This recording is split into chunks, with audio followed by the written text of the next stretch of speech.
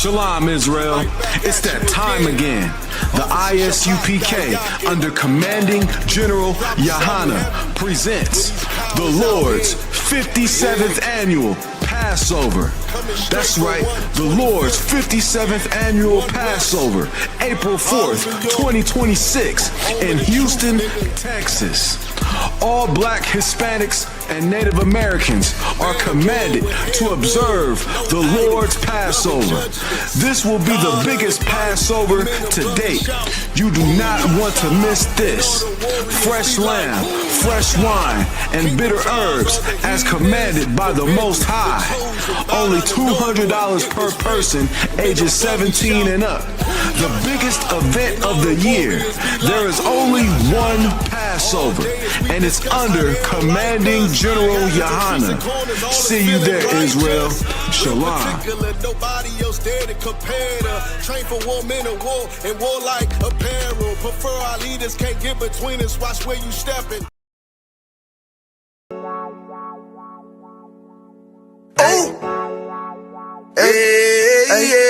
I don't give a lovely fuck about what them bitches gotta say. I'm a West nigga till they put me in the grave. I don't give a lovely fuck about what them niggas gotta say. I'm a West nigga till they put me in the grave. I don't care about what they say. Hey. Fuck with my Akima, fuck with my sisters, then I got a problem, I'm never gon' miss you. I got 100 hanging out the AR, I got a 50 hanging out the pistol. He say it's corner, I'm just being realistic. I be on them corner posted with the realest. If it's the Sabbath, then we going fishing. I'm reeling them in, that's a God-given mission. I'm really on 10, but I'm stamped in the pistol. I get the order, be glad of this mission. Hebrew Academy graduate, nigga, training, go through the baddest conditions. I don't fuck with none but the baddest of bitches. She righteous, submissive, she glad to be with me. Had that thing Putin like Vladimir, niggas, she know I'm a prophet, she glad to be listening. Disrespect, I ain't having that shit, tell her go make some business from scratch. She bitchin' the different breed of black men. We don't do the back bend. I remember back when I was really trapping, trying to get the racks in, selling dope to black men. But now I'm trying to make it straight, like don't forget about my face. We standing up straight, can't fold us. Too heavy, the world won't hold us. Go get some rank, I told you. Line up in these ranks, we soldier. You can take that to the bank, we focus on how many times must we remind you? One body, one way, some way. I will never take off as a place. When the Lord with your ain't no up next, it's just us, nigga, that's that on that. All that weak shit, that ain't no threat. Say you won't beat, bitch, with that ain't no sweat. We with all that. The Lord called a nigga out the world, I responded and called back. Oh Lord, and everything that they stole from us, fuck that shit, we want all that. Them niggas snitching and they act like bitches. That's why we unaffiliated with them. They killing women and they fuck with sisters. That's why we unaffiliated with them. They telling lies, switching up the doctrine. That's why we unaffiliated with them. They ain't gon' ride until they die, so that's why we unaffiliated with them. Come on the Commanding General Yahana, we unaffiliated with them. They tongue and they say they keep that shit 100, we unaffiliated with them. They telling lies, switching up the doctrine, that's why we unaffiliated with them. They ain't gon' ride until they die, so that's why we unaffiliated with them. That's why we unaffiliated with them. I cannot fuck around with fake niggas. We taking ground when we in your city. You better hide the women, hide the liquor. Keep that bitch on me, please don't but the system. Don't be a fool and be another victim. Say you a goon, you just another Christian. How you my brother, you ain't in here with me. In the gutter, deep down in the trenches. We with them niggas locked up in the prison. Black and Hispanic, Native American, Indian. We ain't just talking shit, but we living in it. We be everywhere, you can't miss it. And we be fresh as hell, take a picture. And we special now with the scriptures. Play, we gon' script them, yeah, we some killers. These niggas trippin', they mind blown. Well, business, forgive me if I'm wrong. I don't get it pause when niggas say that they be looking for niggas to slide on. The slide that I know about is when I assemble the group with the slide on. Real, I get the order, you know that it's slaughter. See me and my niggas gon' die. The bigger the better for kingdom of heaven. You niggas get wet up by me cause I'm fed up. I rep UPK. My niggas won't let up. Got choppers, got nines, AKs, Berettas. You say you don't like me, you say you won't fight with what me and my nigga like, bitch, or whatever. You say you don't like me, you say you won't fight with what me and my nigga like. My nigga like, them niggas snitching and they act like bitches. That's why we unaffiliated with them. They killing women and they fuck with sisters. That's why we unaffiliated with them. They telling lies, switching up the doctrine. That's why we unaffiliated with them. They ain't gon' ride until they die, so that's why we unaffiliated with them. Come on the Commanding General Yahana, we unaffiliated with them. Like they tongue and they say they keep that shit 100, we unaffiliated with them. They telling lies, switching up the doctrine. That's why we unaffiliated with them. They ain't gon' ride until they die, so that's why we unaffiliated with them. Yeah. See, they always ask us like, why y'all fuck with such and such?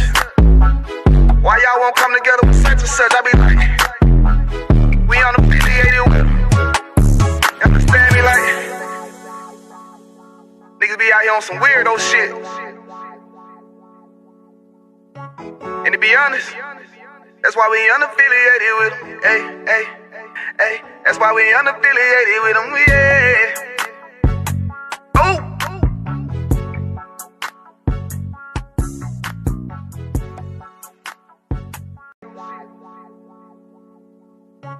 And to be honest, that's why we unaffiliated with them. Hey, that's why we unaffiliated with them, yeah. Oh! Slap it up.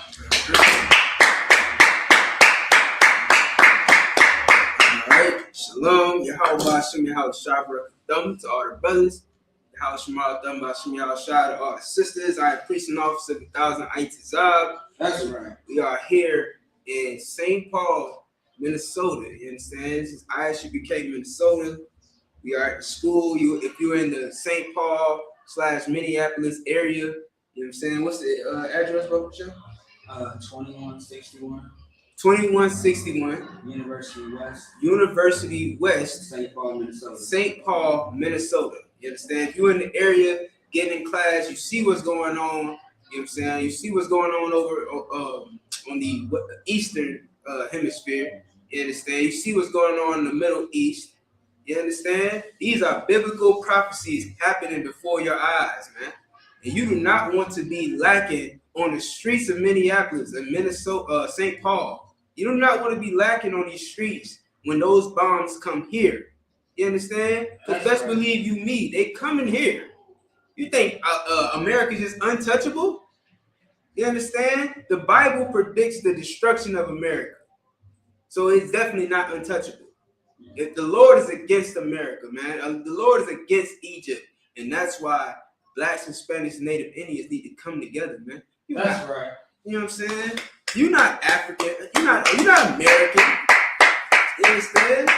You're not American. Let the Americans fight their battles. Meanwhile, Black people, we need to come together, man, and separate ourselves from this wicked place. It has been nothing but hell for us. You understand? It has been nothing but our death and destruction for us. So we ought to come together, man. You understand? And the only way we can do that, man, is if we pick up this book right here. Get in class. You understand? Come and get these. Listen, we are not shy of books, man. Right. You understand? We are Black men that read books. We got plenty of them, and we read them. Can I get Baba Bashar, Isaiah 34:16? 34:16. It's kind of what kind. Because we are not shy of reading books, man. But we picked up the most important book in the world, and we found out that Blacks, Hispanics, and Native Indians are the main characters in this book. And in this book, it tells us about our past, our present, and our future, man. And all we have to do is look at this book, read it, and we know what to do. And our ISUPK, we know what to do. We saw this coming. We've seen this coming since 1969. That's right. When the white man was sending rocket ships to the air, we knew that the rocket ships was going to come landing here. We knew. You got that, Bubba? No. Bubba show? I'll put it on the screen as well. Yes, sir. It's a lot. You understand? All right. Isaiah chapter 34, verse 16. Seek ye out of the book of the Lord. What book is that? The book of the Lord. This is the book of the Lord right here. This is the only book of the Lord. Anything else is wrong. You see what it says on it? King James 1611 edition. This is the book of the Lord. You understand? It's not the NIV, which stands for niggas not included. That is not the book of the Lord. Right. You understand? What else they got? The ESV. That is not the book of the Lord. Right. That's Esau. ESV stands for Esau's version. Right. That is not the book of the Lord. You understand? Right. Why do I say that this is the book of the Lord? Because this is a word-for-word translation of the Hebrew and Greek scrolls. That's right. This is the book of the Lord. You understand? If you don't believe me, learn Hebrew and Greek. Read the Hebrew and Greek. If you don't like this book, then read the Hebrew and Greek. But this is the best thing you're gonna get if you don't know how to speak Hebrew and Greek. Right. If you speak English, this is what you need to read. The Bible itself says, "Seek ye out of the book of the Lord and read." Go ahead. Time. Seek ye out of the book of the Lord and read. Right. No one of these shall fail. Nothing in this book is going to fail. That's why we've been able to say the same thing since 1969, and we've been right about everything. Right. We were right about those people over in the Middle East not being the Jews. We were right about the Blacks, Hispanics, and Native Indians in America and abroad being the Jews.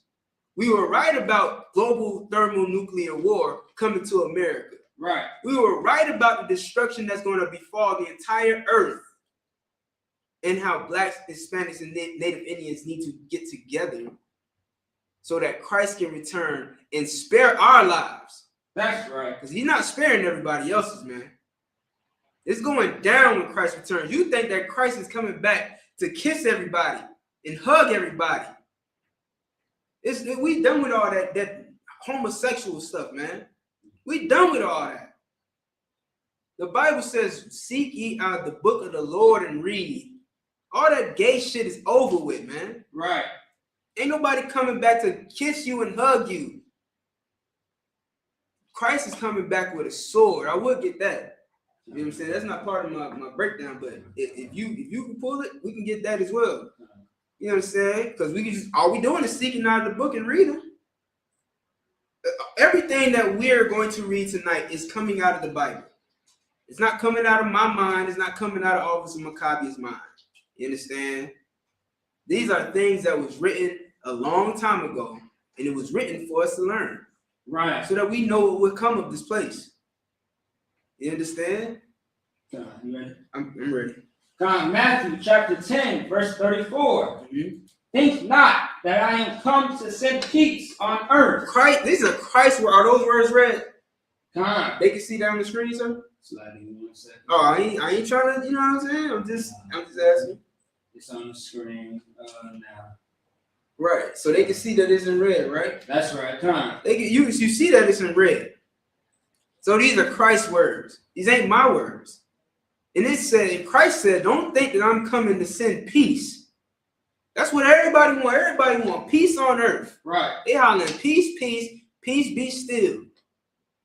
They want peace in the Middle East. They want peace in the streets. They want all this peace. But Christ ain't coming to give you no damn peace, man. Right.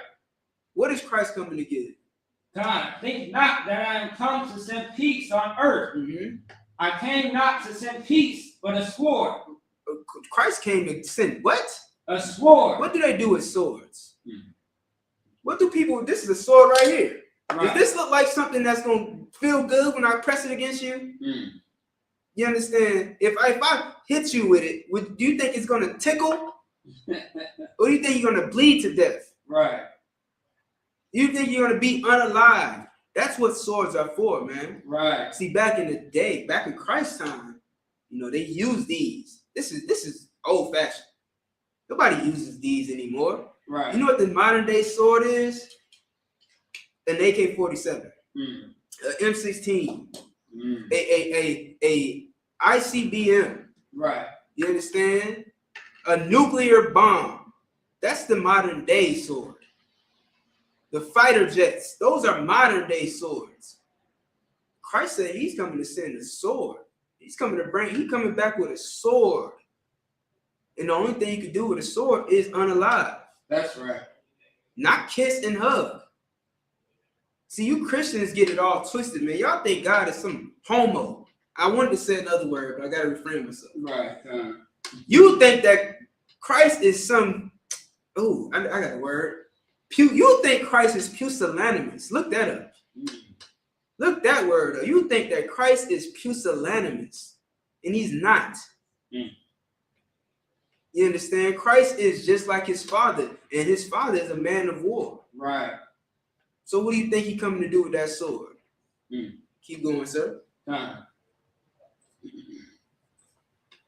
Verse 35. For I am come to set a man at variance against his father.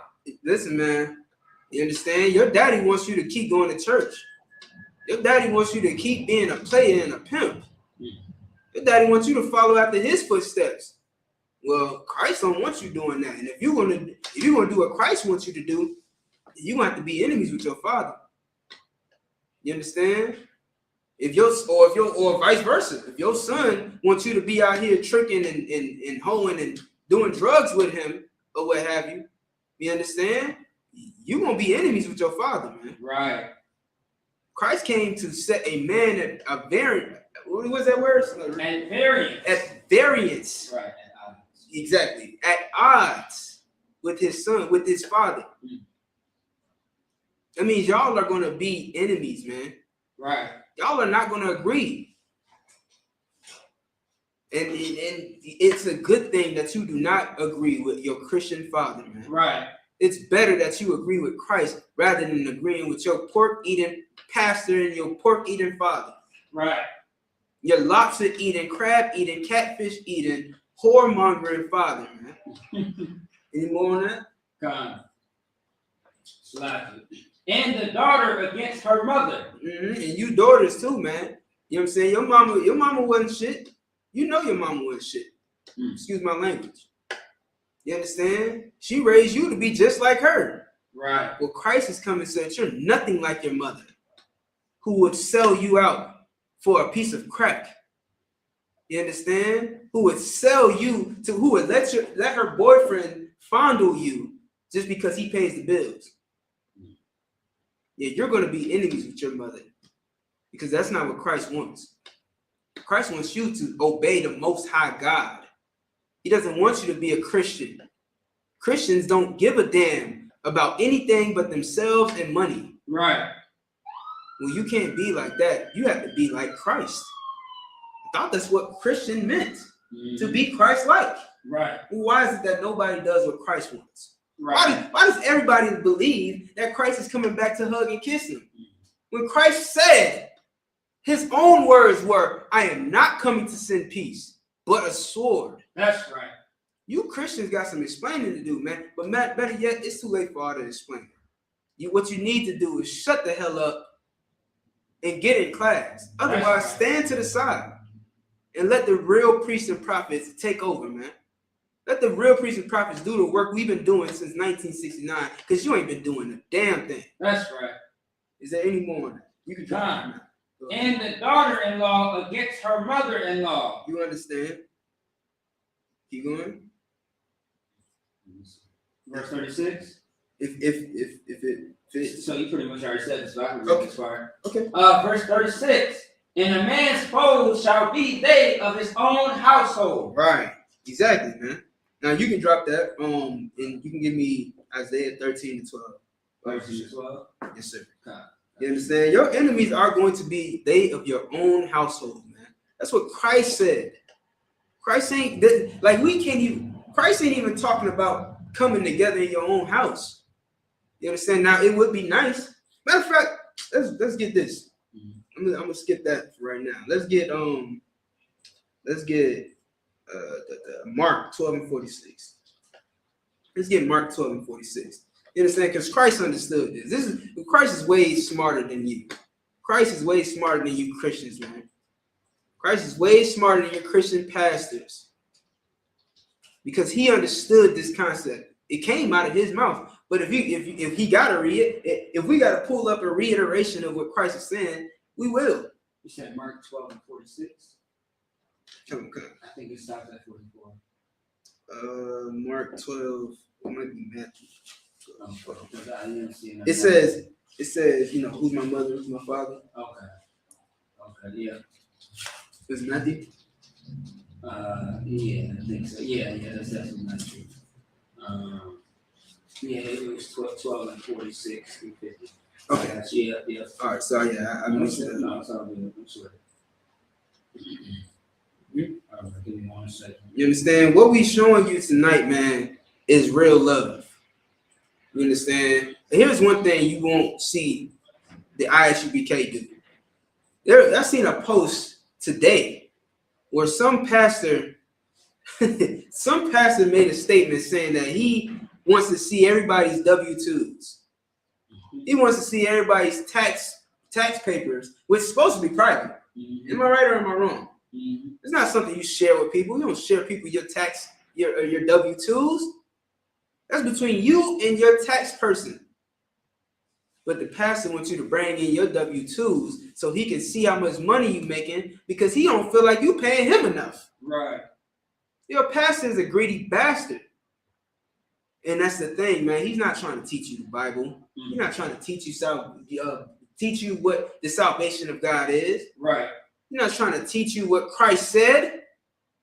He's going to tell you whatever he needs to tell you so you can keep putting money in his pocket. That's right. And you dumb enough to do it. Wake the hell up. Right. How long, ye simple ones, shall you love simplicity? That's right. You understand?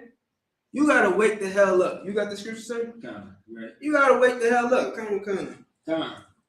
If I could, just to let everybody know, like, anybody with Salaki. Anytime you want to jump in and say Salaki, I meant to tell you. God, that's what. No, if I could, everything that the brother is saying is absolutely, correct. And we got we got a heckler, we got somebody in the comments on YouTube, who's going against everything that the brother is teaching. The thing is, you want to talk about a false prophet, you want to talk to the pastor in your neighborhood who is taking money out of everyone's pockets and is only keeping it for themselves and not helping the community. That church has been on that block for many, many years, 10s and 20, 30 years, and yet still the community is suffering. All the wisdom and knowledge that the Christian church, your pork chop eating pastor says that he has, or she has not done anything for the community because they have no truth. They don't have the Spirit of the Lord. They are filled with demons. And the Christian church is a house of Satan. That's right. And you in the comments right here, you are no different. Because it's one thing to talk about an organization, but have you at least tried the 90 days? Have you at least tried to see what this is really all about? You are just looking online. Right. You're looking at one point of view, but you're not seeing the entirety of what is being done in the UPK. And I tell you what, we are not Christians. We do not steal. We do not rob. We do not violate anybody in any way, shape, or form like your pastors do, like your family members have done to you. And I'll yield at that. Man, Salaki. Give it up. You know what I'm saying? What did he say? So he or she, I think it's a she, Miss Nelly. He said, when is the UPK, a house against itself cannot stand, false prophets, wake up. Man, listen, man, I laugh at your comment. You see Armageddon heating up right now, but you calling us false prophets. Man, listen, man, I laugh at you, man. I laugh at you. In these times, Christ said that y'all will be eating and drinking and giving in marriage in the days that, in the last days, man. It said the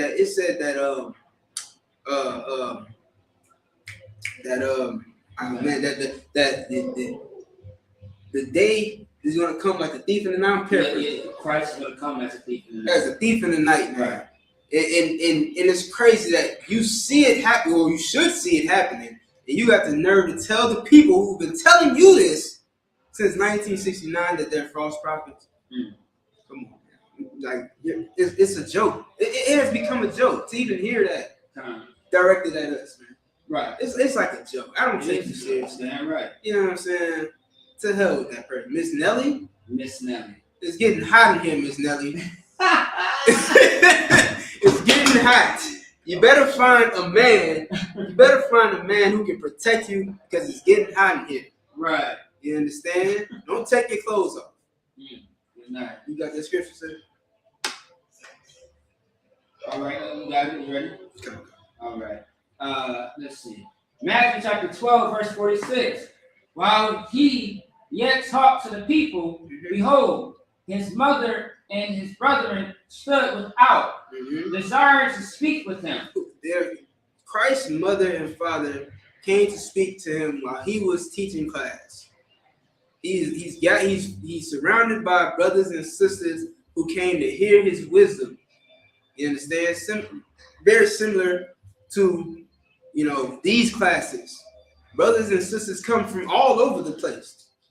You know what I'm saying? Very often, brothers come from out of town. Listen, if you believe it or not, I'm from Florida. I came by way of Louisiana. So I've been in multiple different states teaching and attending classes just like Christ was teaching classes. Just like Christ was going to different cities and teaching those classes. You understand? And many people gathered to hear Christ teach. And his mother and his father showed up. And what happened? Now, let's find out if Christ said, "Oh, mama, I love you, mama." You understand? I love you, brother. Let's all, be kumbaya and I don't see you as no different than me. Let's see what Christ said. Then one said unto him, Behold, thy mother and thy brethren stand without, desire to speak with thee. When it says thy mother and thy father stand without, meaning they were outside, right? Just imagine, like, if we're in a building right now, we're in a room right now, and if somebody was at the door, we got Shamar at the door. So whenever somebody comes to knock, they check the door to see who's out there, and then if they're granted access, they come in. You understand? If they're granted access, and they can come into the building, but at this moment they're without, which means they're standing outside of the gathering, of the congregation, if you will. You understand? So when it says that, that's all it means. It just means that your mother and sister are outside. Go ahead, sir. Time. Verse 48. But he answered and said unto him that told him, Who is my mother, and who are my brethren? Mm-hmm. He said, who? He's saying it rhetorically. Right. This is a rhetorical question. Like, they're telling him that his mother and father are standing outside. And he's like, who is my mother? Who is my father? Now, of course, he's not stupid. He knows who his mother is. He knows who his brother is. But the question is rhetorical. Mm-hmm. Who is his brother and his mother? Go ahead. Time. Verse 49. Mm-hmm. And he stretched forth his hand toward his disciples and said, Behold, my mother and my brethren. He said, behold, my mother and my brother. He's teaching the class. He's not even talking to his mother and father. He's not even talking to the cat that told him his mother and father was outside. He's teaching. Christ had seasoned, man. Right. You understand? He was very good with his words. You understand? He took that moment when Shamar came and told him, hey, your mama and your brother outside. He took that moment to teach the men and women that was sitting there listening to him speak. And he said, who is my mother and my brother? Behold, my mother and my brother. Read. Come on. Verse 50. For whosoever shall do the will of my Father, which is in heaven, the same is my brother. Yeah. And sister. Right. And mother. Right. That's who my mother, this is my brother. Officer Maccabi of 5,000 is my brother. You understand? And we didn't come out of the same womb. You understand? Officer of 5,000 Kudas Zayan, that's my brother. We did not come out the same womb. I got thousands of brothers. That's right. And we didn't come out the same womb. Now, my blood brother, he's not here. He's not in this room. He's not in this building. You don't want to hear me talk about the Bible. My mother don't want to hear nothing about no Passover. Exodus. Oh, you gonna teach me about the Exodus, huh? Oh, I can't eat shrimp. My mama, come on, man. Right. You understand? And Christ understood that his mother ain't keeping the law, statutes, commandments. His right. brother ain't care. His brother don't care about the truth. If his brother cared so damn much, why he wasn't one of the 12 disciples? Right. I mean, that's your brother. Mm-hmm. But you don't see him as a 12th disciple. You understand? Which is why we also say that you fake Israelites ain't in the truth, man. Right. You understand? Just like John was not in the truth. And that's a whole nother story. I'm not going to get into it. But y'all, you're not in the truth. You have to be under Christ, man. That's right. You got to do what Christ said to do. The Bible, again, we just read it. Seek ye out of the book of the Lord and read.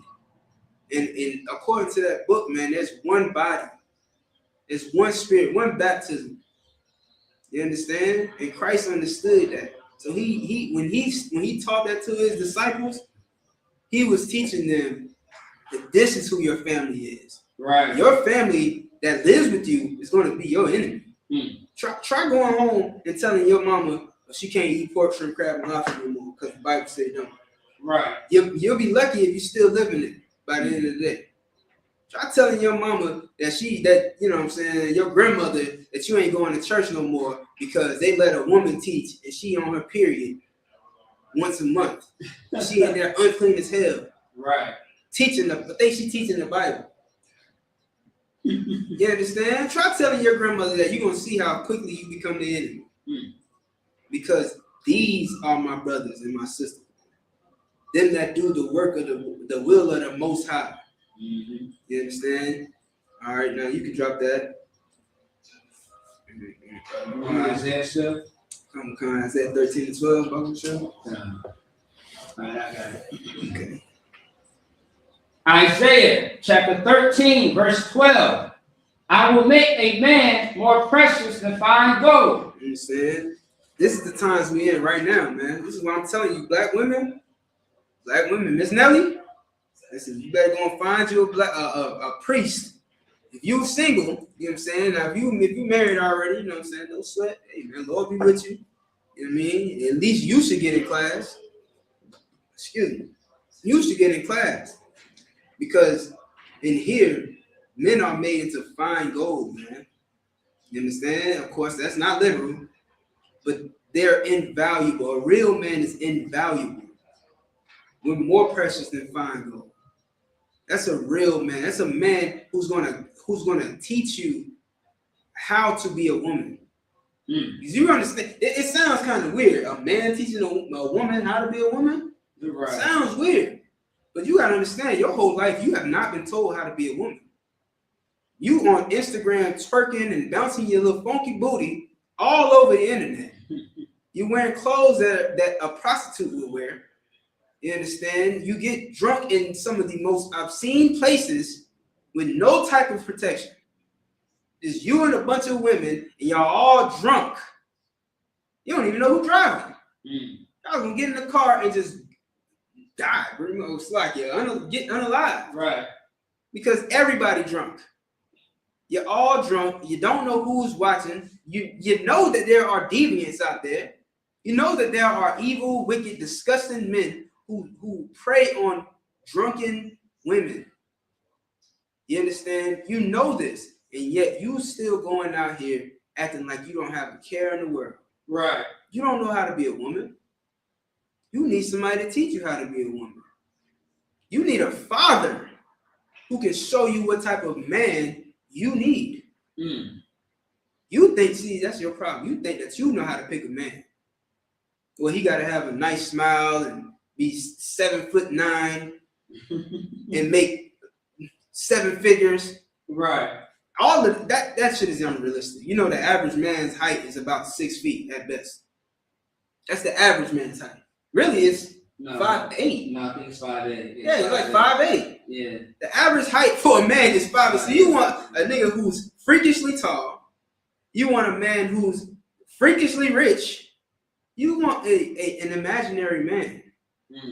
And then you're gonna get that imaginary man, and he's gonna be P. Diddy. Damn.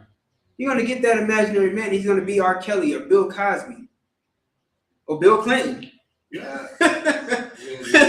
Or Jeffrey Epstein. You're gonna get this imaginary man, and he's going to abuse and unalive you and throw you away like you're nothing. You understand? Why? Because you came to him like nothing. What did you offer to him? This is, and understand, this is brotherhood that I'm trying to give you. I don't have a lot of time to teach this, but I'm just gonna be wasting my breath anyway. Because everything that we are gonna say tonight, you're not going to care. You're gonna be like Miss Nelly and just dismiss it all.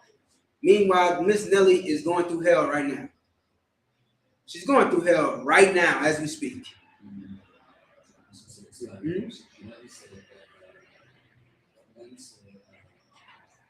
She's talking about, she was responding to what you said earlier. To the whole pastor and stuff like that. The whole pastor situation. So she's saying that the pastors are You're right, yeah. false prophet. Okay, no sweat. Hey, look, Ms. Nelly, I'm gonna give you a hand there. We cleared that up. That's what's up. Hey, Shalom, y'all. I'm right in the area. I had to just stop by and For see sure. for a couple minutes. I'll I'll slide through for you. Yes, sir. Yeah, Let's not crack the water. as you was teaching, let me come sit with y'all for 5 minutes. I gotta run, but go ahead. Yeah, for sure. Never mind, you're fine. You're fine. And if anything,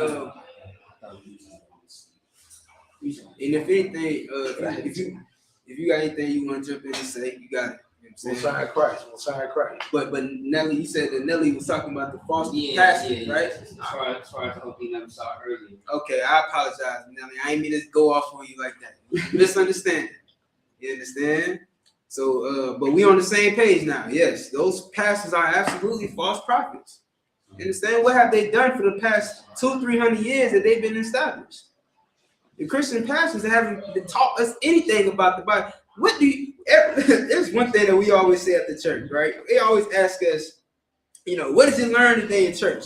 How many of y'all say, Jesus loved me? Well, I don't know.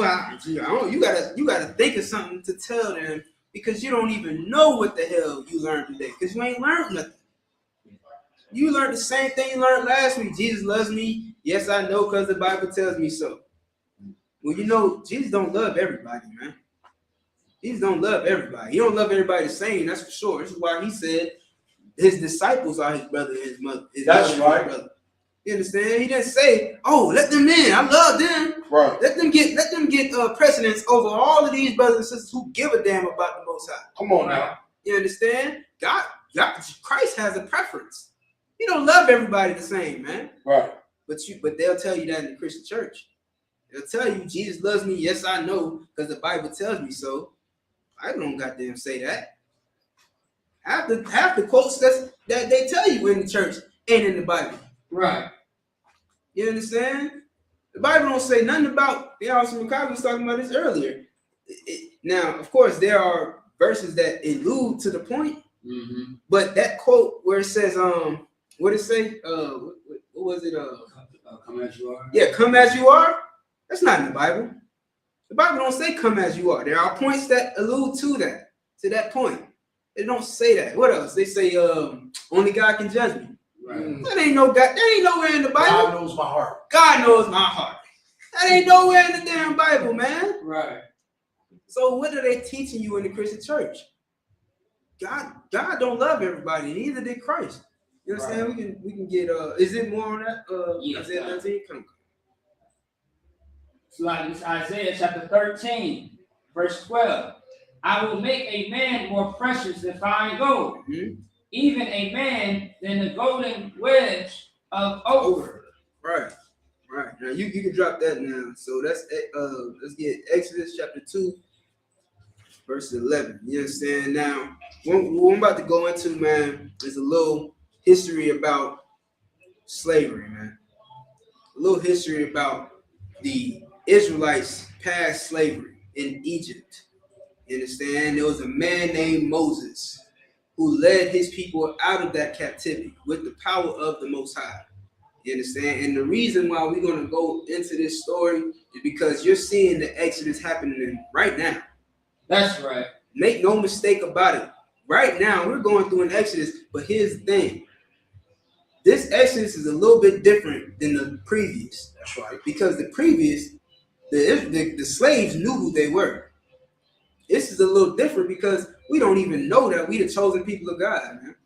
We don't know who the hell we are. We don't know that we are going to get saved out of this. Right. You understand? We don't know that the people that enslaved us are the devil that the Bible speaks of. And they took our identity and hid in damn Israel, and that's why ain't no goddamn peace in the Middle East. Right. How can there be peace in the Middle East when you stole God's people's identity, man? You got that, sir?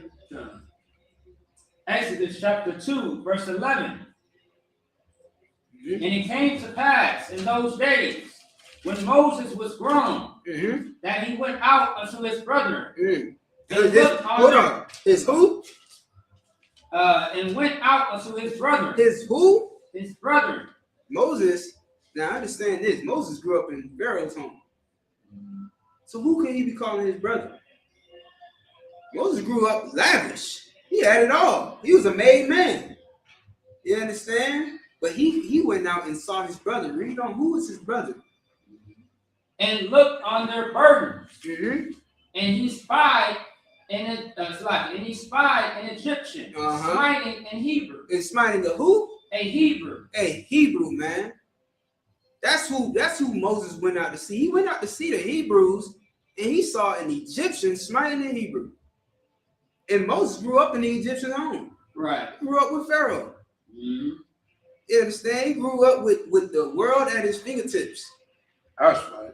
And yet he still had love for his brothers. Right. Still had love for his family, man. You damn, and it just goes right back to you filthy, disgusting Christians, man. You don't give a goddamn about your people, man. Right. All you care about is your pocket.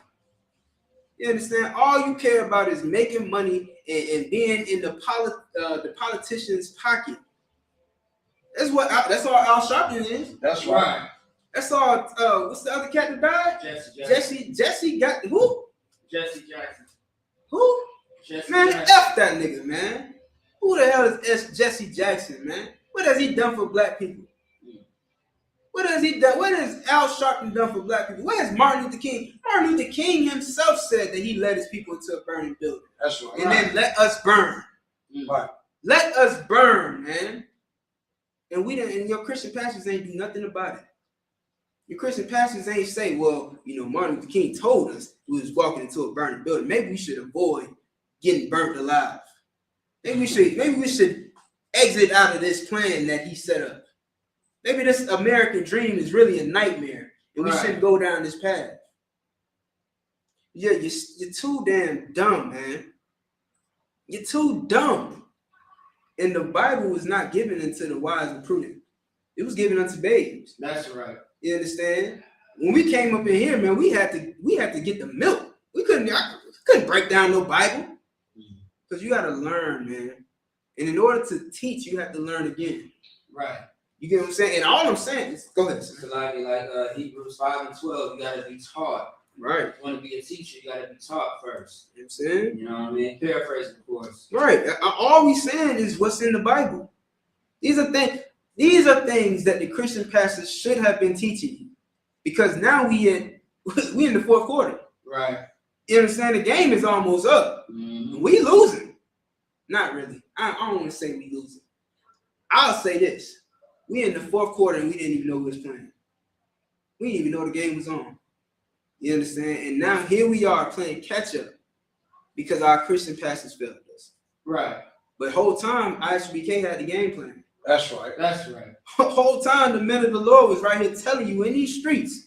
And you walk by calling us crazy. You walk by calling us a conspiracy theorist. Power Rangers. Oh man, cult leaders and all type of obscene things, man. And now you're finding out today that we were right all along. That's right. Damn right. Yeah. So Moses went out and he cared about his people enough to go and see what they was up to. Read on. So I can read from the top again. Oh, that's fine, sir.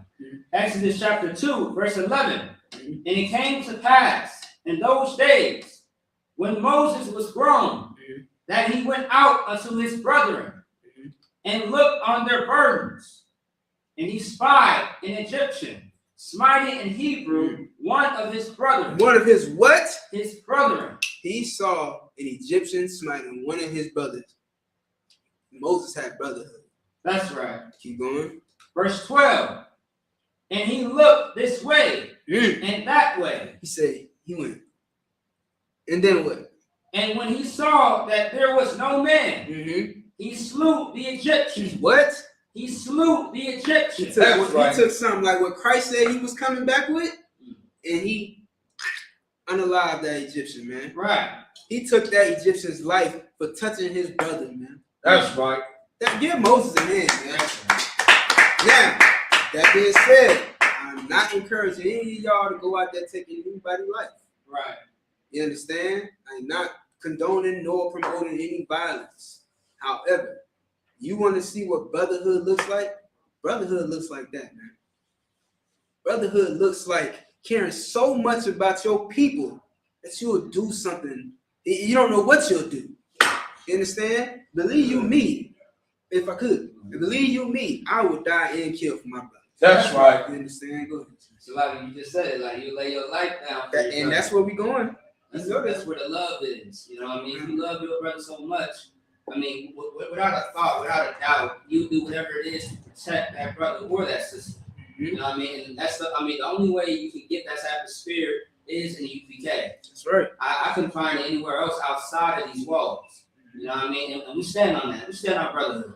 That's Everybody may stand on, business concerning the street code, the military code and X, Y, and Z. But I mean, when it's all said and done, do you have love for one another, or are you just going to, be every man for themselves? Right. You know what I mean? Like we don't have that mindset. You know what I mean? I tell brothers all the time, if I got it, you got it. Mm-hmm. You know what I mean? I don't give a damn what situation we are in. If I got it, you got it.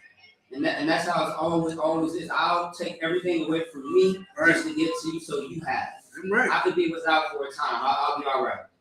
And that's what we learned since 1969. That's right. And I'll leave it at that.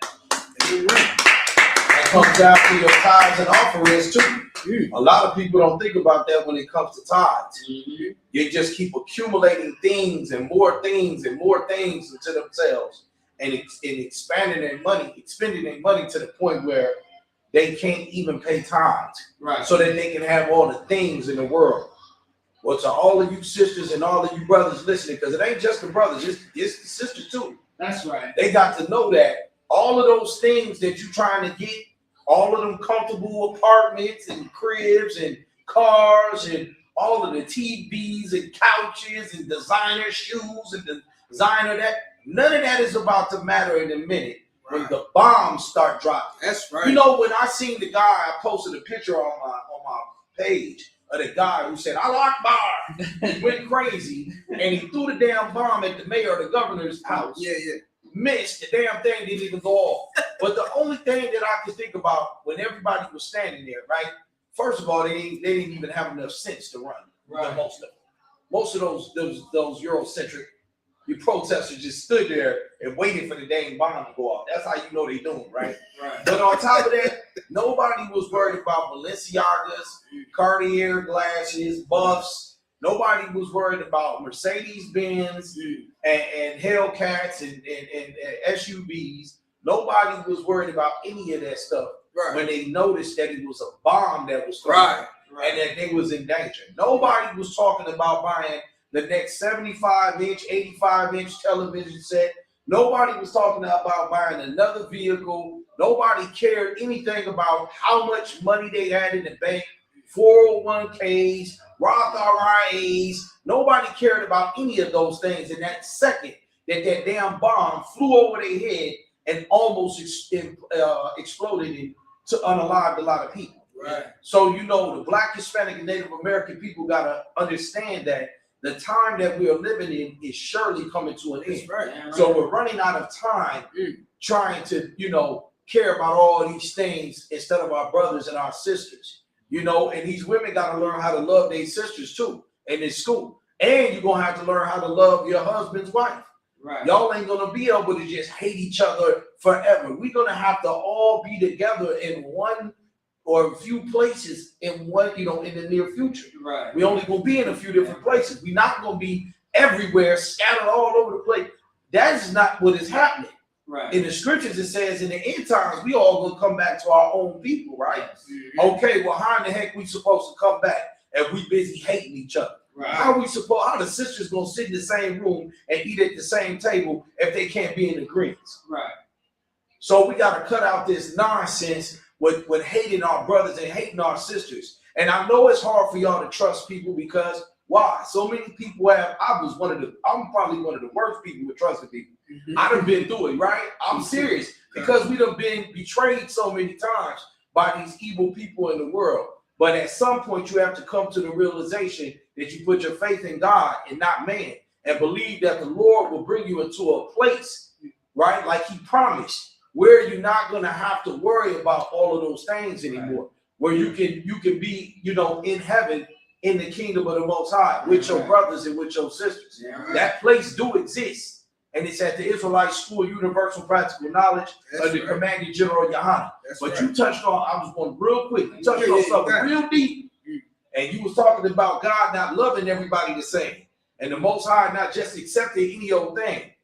I want to say this to all of you disgusting Negro and you evil sisters that don't want to switch up your ways. Don't think that you just coming in here with any old type of matter of demon and finna sit up amongst my brothers and my sisters. That's right. You can't come in here and sit around my brothers and sisters in their face full of demons. That's right. You can't go home and be out of order to your husband and then come in here on Passovers, Purim's, and the blowing of the trumpets and pretend like you love everybody in the room. Right. But at home, you are a dragon and a monster to your husband. That's right. That's not acceptable. Right. You understand? That's right. You can't go in there and tell him you're going to do whatever you want to do all year and then pop up at the Passover and play Sarah or Rachel. Right. You understand what I'm saying? Right. We ain't going to do that. Right. Y'all sisters got to get y'all act right out there, and y'all brothers make sure that y'all spirit is intact, because you want to be found blemishless in the times when people are going to try to assassinate your character. Right. And I'm not speaking just out of the biblical sense. I'm speaking from my own experience as well. Right. You know, and I pray that every man under me or after me is better than me. You know what I mean? Because we have to be. Right. So again, man, you know, what you brought out, brother, was amazing, man. Go ahead and keep lighting them up. I got to get up out there. I got to run. I had to stop in. You see, I was just in the area. I had to come up in here. Right. What is y'all doing if y'all in the ISUPK, Minnesota, man? Right. What is y'all doing? Y'all see these videos, man. Y'all hear these classes. These brothers is dropping jewels up in here. Right. What is y'all doing if y'all ain't up in here, man? Y'all scared to come up here? Don't tell me that y'all ain't scared to sell weed and fentanyl and illegal guns. Y'all ain't scared to do that, but y'all scared to come in here? Come on, man. These brothers got love for you, man. They got the truth for you, man. Come and join ISUPK Minnesota. Shalom. That's right. All right, clap it up. I gotta get up out of here, man. I love y'all brothers, man. Shalom, Lord Christ. No Christ. Good to see you all. I'm gone. Y'all go ahead. Oh, Salaki. I got you. Don't even worry about it, bro. I got you. Y'all keep blazing, man. Yeah, For sure, man. Give it up. yeah. I got it. Yeah, nah, So why? No sweat. Be safe out there. Right. I like it. You understand? Yeah, man. What the brother said was heavy too, man. Yeah, right. You turn being an Israelite into cosplay. You know what I'm saying? When you come around with all that fake stuff, man, all that fake love. You understand? When you guerrilla Hebrew, it was all a charade. It was all a charade. And then you got bent over. So you got in your feelings because you got something put up in you. And then now you it's all a charade. Now it's just cosplay. Come on, man. You know what I mean? You sisters, man, like y'all gotta get y'all act together, man. Y'all, all that emotional bull crap is out the window, man. We are in serious times right now. This ain't the time to be acting like a goddamn diva. Right. You understand? This ain't the time to be acting like you know every goddamn thing. Shut the F up. Right. You understand? Shut up and learn something. That's right. Be silent. And you might get your life spared. Or you could be like Lot's wife. You could be like Lot's wife, who only wanted what she wanted. And because of it, she was put to waste. And Lot ain't look back. Lot just knew that when he got to that cave and she wasn't there, he knew what happened. Right. You get what I'm saying? And don't be like Lot's wife. If I could teach women anything tonight, that's it right there, man. Where we at, sir? God, we are in John chapter 15, verse 13. You ready? Yes, sir. God, John chapter 15, verse 13. Greater love hath no man than this, that a man lay down his life for his friends. And that's what you do, man. That's what we did. That's what Christ did. That's what Moses did. You understand? Moses risked it all to help out that Hebrew. Right. You understand? He knew that the Egyptians were in power. He knew that if he was caught, that's why he had to look left and right. Because he knew if he was caught, that would be his life. Right. And he laid down his life for his brother, man. That's right. Give Moses a hand. Yeah, right. You understand? That's because that is what brotherhood is all about. Any more on that? All right, we can jump back to Exodus. You need the book of Exodus, chapter 3, verse 1. You understand? Now, this is very important to keep in mind, man. This is what Moses did is very important to keep in mind. And again, I'm not encouraging anybody out there to go and take nobody's life. But what Moses did is crucial to what happens next. Because here's what the Most High looks for. Most High looks for somebody who cares about their people enough. Officer McCabe made a statement earlier about how the Christian church has been around for centuries. Right. You understand? Been on every corner in the hood for centuries. And you know what happened in that hood? It got worse and worse and worse. Never got better. There's a church on every block. In every hood you go to, there's at least 3 churches. 3 of them. And it's 1,000-some denominations. Right.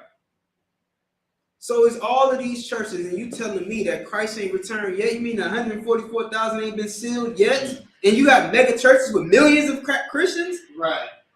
And parishioners? Yeah. You mean to tell me that they pulling in $5 million, $10 million a year? I think it's billions. No, it's billions. They pulling in $10 billion a year. Yeah. I mean, if I could, Sly. Come on.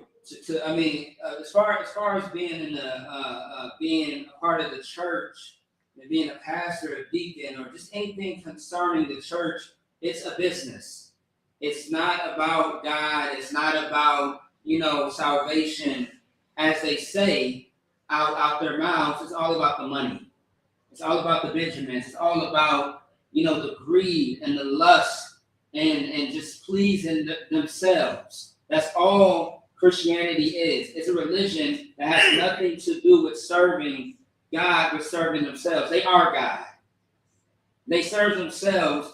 And how do we know? Because the people are never helped. The people are never satisfied. Like when people come to the ISUPK with their issues and problems, we work out ways for solutions, not for them to continue to come back empty-handed. Right. We like to give our people a solution because we don't. First things first, we don't have a lot of time. Right. I like to tell people there is no time. Right. This could be your last moment, your last day. You don't know it, but it could be. So make the best of every day that you realize that you are alive, that you have woken up.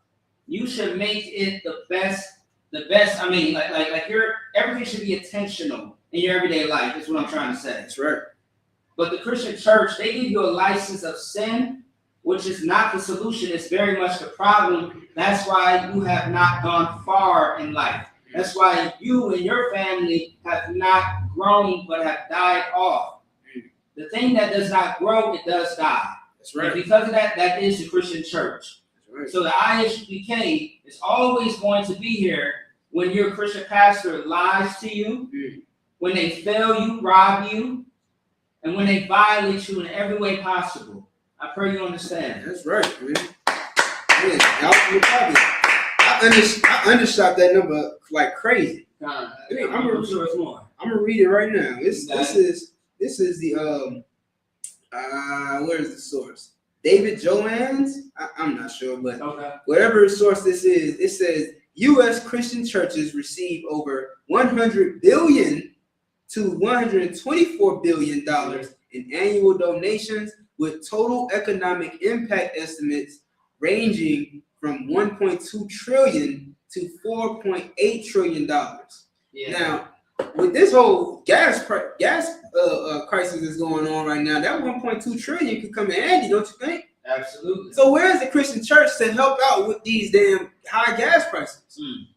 They're supposed to be doing the work of the Lord. They got all this goddamn money, so why they ain't using it? They pulling in all of this money, and what do they have to show for it? It's a church on every block. Every block. But yet who's paying for your light bills when you can't afford it? Why do evictions even exist? Everybody Christian. Everybody paying tithes to the Christian church. Right. Why is anybody getting evicted Right. if the Christian church is pulling in $100 billion a year? Right.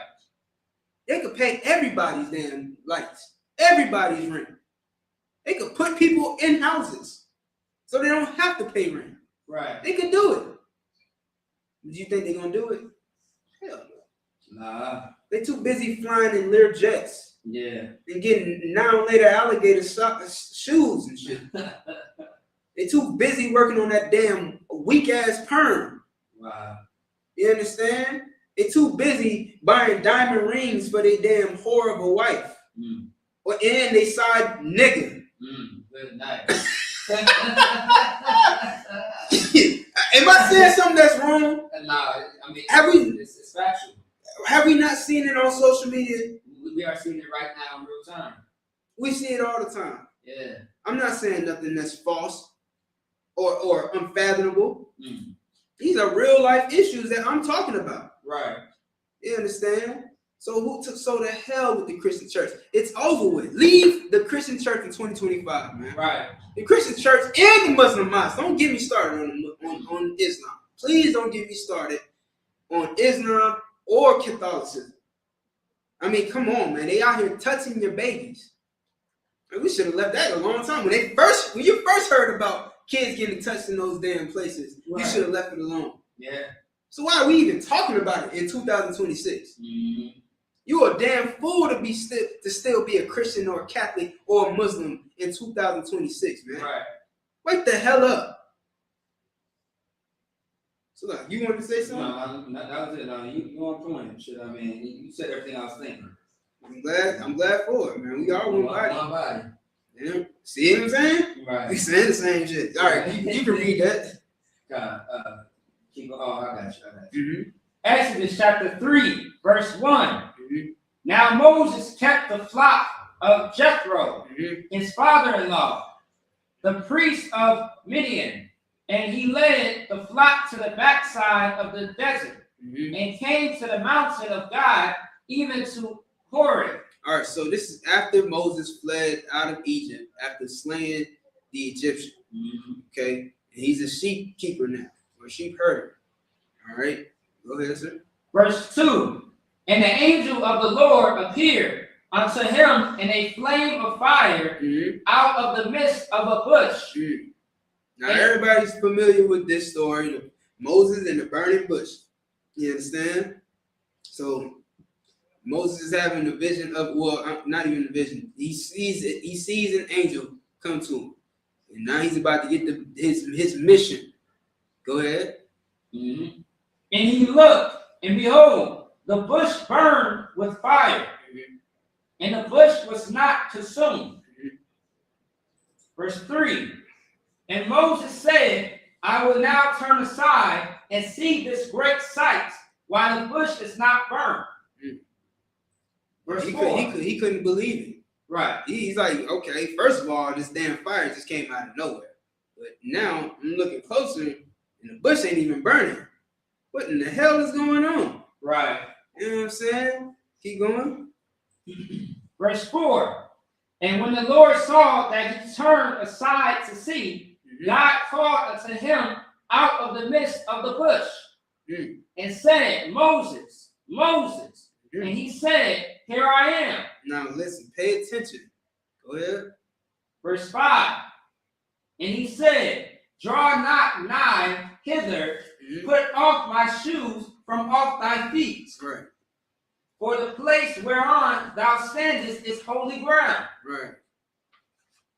Keep going. Yeah, keep going. Verse 6. Moreover, he said, I am the God of thy father, the God of Abraham, the God of Isaac, Right. and the God of Jacob. And Moses hid his face. Hold up. I think they might have missed it. Who is God the God of? Moreover, he said, I am the God of thy father. Of that father. Of whose father? Of thy father. That sounds possessive. The God of Abraham. The who? Abraham. It's not the God of everybody. Abraham. Let's read on. Let's see if it starts to include everybody. Go ahead. The God of Isaac. Not everybody? Of Isaac. Go ahead. And the God of Jacob. The God of everybody. It has to say everybody. The God of Jacob. The God of so Abraham, Isaac, Jacob. Does it say everybody on there? La. Keep going. And Moses hid his face. Hold on, that's it? So it don't say everybody. So what is a Christian pastor talking about? What is he talking about? God love everybody. What is he talking about? You and I serve the same God. Right. I don't serve the same God as you, because your God apparently loves everybody. My God ain't the God of everybody. My God is the God of Abraham, Isaac, and Jacob. The lineage of my people. Right. The Israelites. That's right. You understand? Not everybody. Right. So what the hell are you talking about, man? And let's see what this God of Abraham and Isaac and Jacob wants Moses to do, and what's on his mind.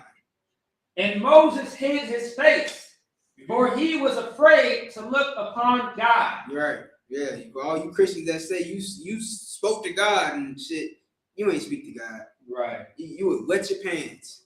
You know what I'm saying? You would soil yourself if you saw the Most High. If you spoke to the Most High, man. Right. Just sit down. Sit down somewhere. Your job is done. Go ahead. Come on.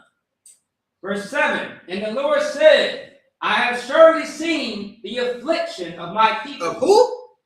I have surely seen the affliction of my people. Hold on. Start over. It said, who said that? And the Lord said. The Lord said this. So the Lord got a people? Well, why is the Lord so possessive? Right. What's with all this my and thy? What's with all this fathers and Abraham, Isaac, and Jacob? Why so specific? It's because your pastor's lying to you. That's right. The Bible is true, but your pastor is a liar, man. Right. God said, I have seen the affliction of my people. But didn't Moses kill and unalive an Egyptian? Yeah. For afflicting a Hebrew? Brother. Right, yeah. Moses' brother? Right. So who's being afflicted? It must be the Hebrews are God's people. Right. And not the Egyptians. Which means that everybody ain't God's people. That's right. So let's continue. And the Lord said, I have surely seen the affliction of my people, which are in Egypt. That are in Egypt, they just not the Egyptians. Because the Egyptians wasn't being afflicted. Keep going. And have heard their cry by reason of their taskmasters, for I know their sorrow. I mean, are we reading English or are we not? Right. The taskmasters are the Egyptians. Right. So who is God's people? The Hebrews, man. That's right. I mean, we can close the book at this point. You know what I'm saying? We can close the Bible because we know it. Come on, man. Why are you still going to church? Why do you even claim to be a Christian? You're embarrassing yourself. God doesn't love everybody. Right. And what's going on in the Middle East is the proof of that. It doesn't take a rocket scientist to know this. You understand? What's going on in the Middle East is the proof that God does not love everybody. That's right. But he does love you, black man, Hispanic man, Native Indian man, woman and child. He loves you just like he loved Moses because he saw the affliction of his people.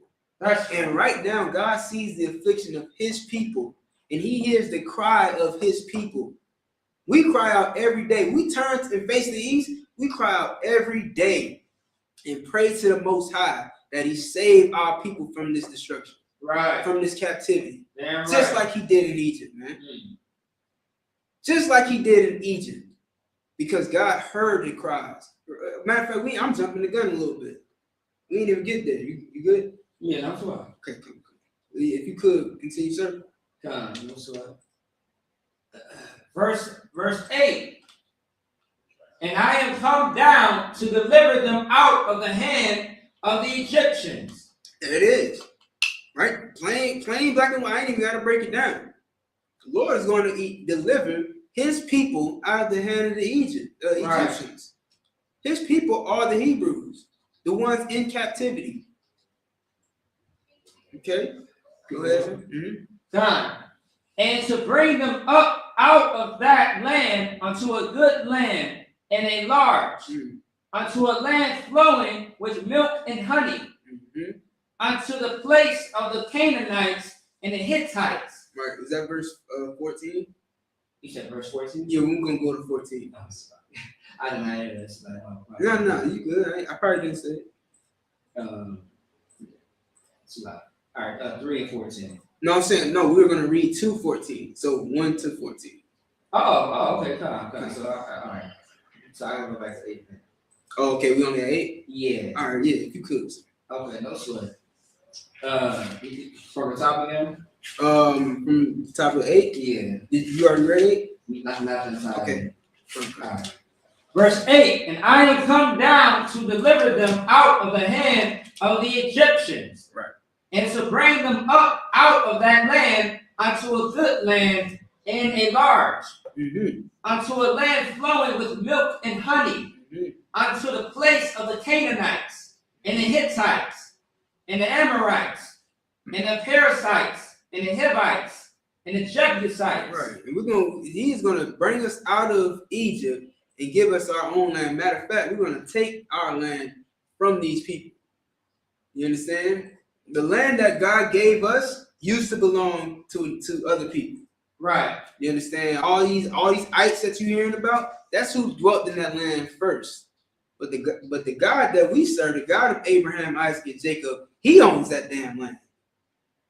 Y'all don't own a damn thing. So if the Most High want to give us some land, he's going to give it to us. You understand? And that land is the land we're talking about right now is in the Middle East. The land that they're fighting and blowing up right now. It's like an exterminator is coming through and spraying all the roaches. Right. All the snow roaches, all the desert roaches. He's getting rid of all of the rats and roaches. Just blowing it up, bombing it to smithereens. Good, because that's what we need. We need that place to be clean from all them devils and all that damn nastiness they got going on over. That's what the Lord is doing. Continue. Bible for sure, sir. Come, no sweat. Verse 9. Now therefore, behold, the cry of the children of Israel is come unto me, and I have also seen the oppression wherewith the Egyptians oppressed them. Right. You understand? This is when you read the Bible, if you're Black, Hispanic, and Native Indian, read the Bible through your lens. Don't read it through a Christian lens. Don't read it through a white lens. Don't look at it like it's a white book. When you read this book, you have to see yourself because this is about you. Matter of fact, can we hold this and get Deuteronomy 28, and we can start at 15 and then jump down to 28. Okay, that's right. 15 then 28. 15 and 28. Okay, that's right. We have to show you this. This is brotherhood. If I don't do this for you, who will? If the ISUPK doesn't show you the Bible, teach you the Bible, who will? Right. Christian pastors ain't gonna do it. That's right. That touchy feely father at the goddamn Catholic church ain't gonna do it. Right. The Muslims damn sure ain't gonna do it.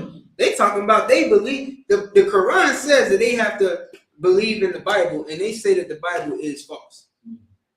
Their book is based off of our book, but our book is false. So then your shit is false.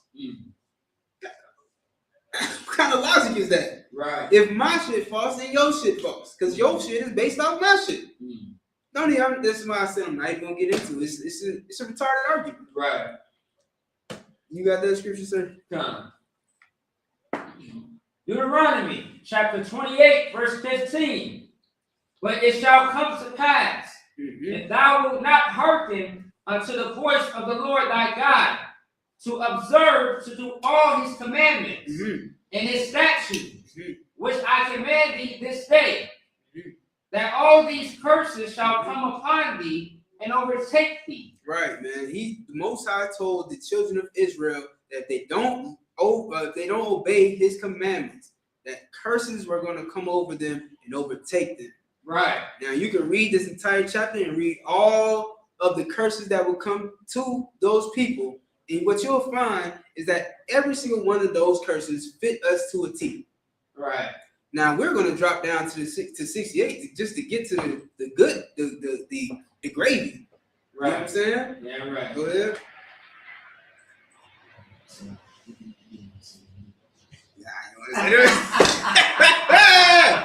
Hey man, I'm about to chill. It's a lot. You call me. All right, here we go. Deuteronomy chapter 28, verse 68. And the Lord shall bring thee into Egypt again. Now, these are one of the curses, man. Now, we reading about Exodus. We reading about, Moses and how we got out of Egypt the first time. Now, this is saying that the Lord is going to send you into Egypt again.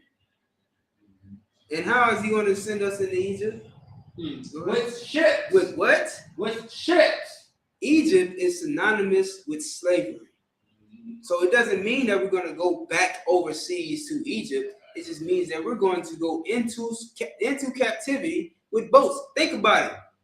When we went back into slavery, we were already in Africa. We were on the west coast of Africa, many of us. And we could have just went back, but they could have just took us back over to Egypt. Right. We're on the landmass. So they could just, we could have been on carriage or camelback or something, you know what I mean? To get to Egypt. But we went into Egypt on ships because that new Egypt is America. That's right. And this is where we are serving out our slavery. Right. This is where we're serving out that captivity. So when the Lord promised that if we didn't listen to him and obey him, that we would go on ships into captivity again, that is what happened. And that's what we are today. You can keep reading though. Man, right. By the way whereof I spake unto thee, thou shalt see it no more. And where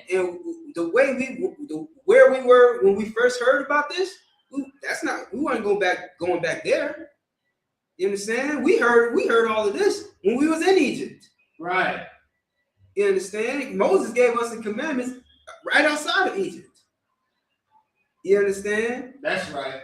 So we ain't gonna go back to that place, but we will be in a captivity somewhere else. And we gotta take a boat to get there. Right. Keep going.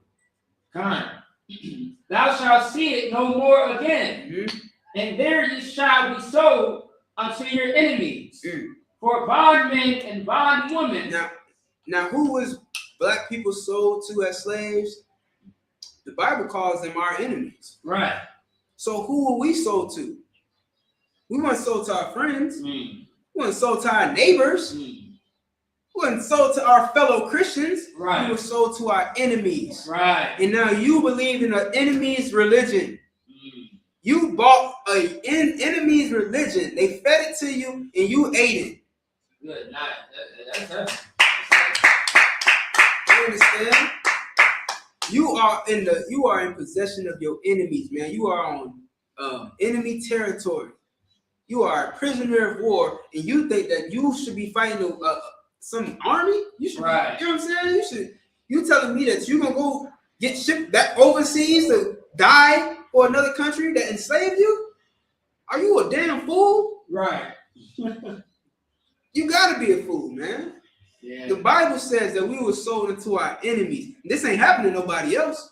The Jewish man can't even tell you that this happened to anybody else. Right. You're not gonna sit here and say that he fit that prophecy, because he know he ain't going into slavery on no boat. Right. At best, he went somewhere on a train. He took a train ride to get put in an oven.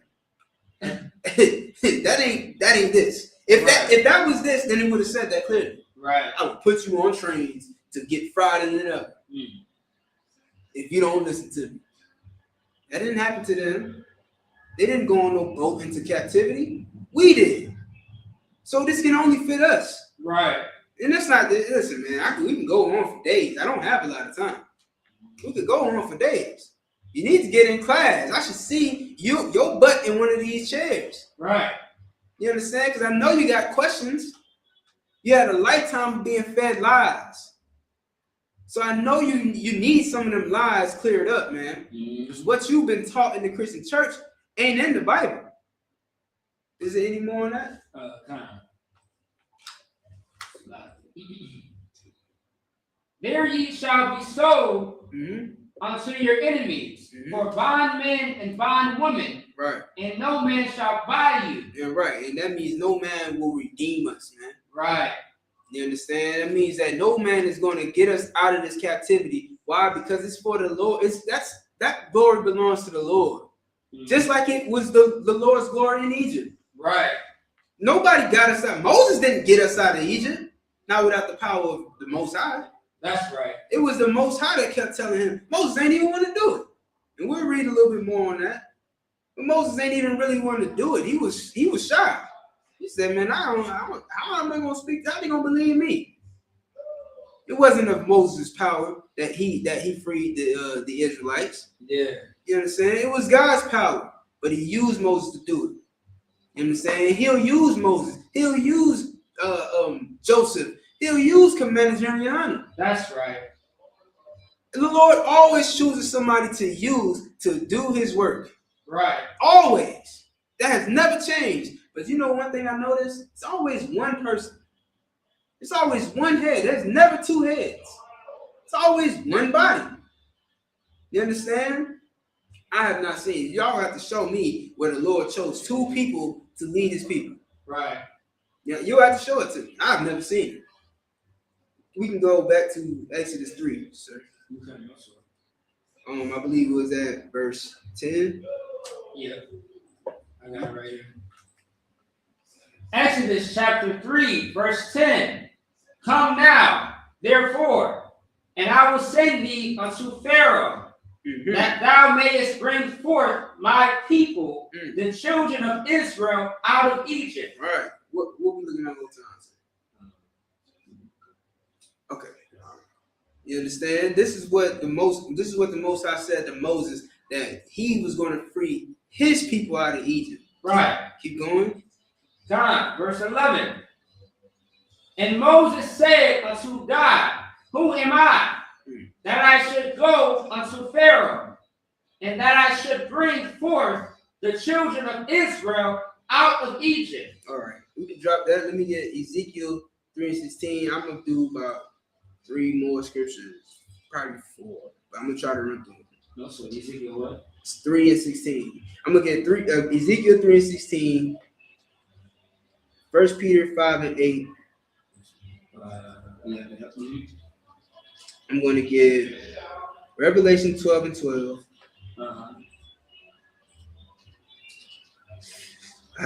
Yeah. And this is up to you. This is your class. I'm going to get Jeremiah 16:14. Jeremiah 16. 14 through 17. Okay.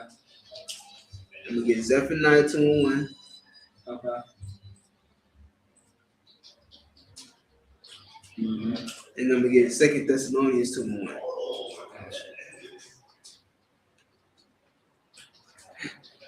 All right. So we're going to start with Ezekiel. Ezekiel. All right. Make the water too, sir. In the bar. This is Ezekiel chapter 3, verse 16. And it came to pass at the end of 7 days that the word of the Lord came unto me, saying, verse 17, Son of man, I have made thee a watchman unto the house of Israel. Therefore, hear the word at my mouth. Right. Jeremiah is having a vision. And Ezekiel's having a vision. It's a lot. You understand? And the Most High is telling him he has been made a watchman. You understand? And when you step up and do this work, man, you become a watchman for your people. Moses was a watchman for his people. That's why he did what he did to the Egyptians. Because he cared about his people. So the Most High said, I have made you a watchman. Read on. So like, therefore, hear the word at my mouth, and give them warning from me. Verse 18. When I say unto the wicked, thou shalt surely die, and thou givest him not warning, nor speakest to warn the wicked from his wicked way, to save his life, the same wicked man shall die in his iniquity. Listen, man, this is your warning. Right. This is Blacks, Hispanic, and Native Indians warning, man. We've been warning you since 1969. We've done our job. You understand? We've been great watchmen. And give the ISUPK a hand. Right. You understand?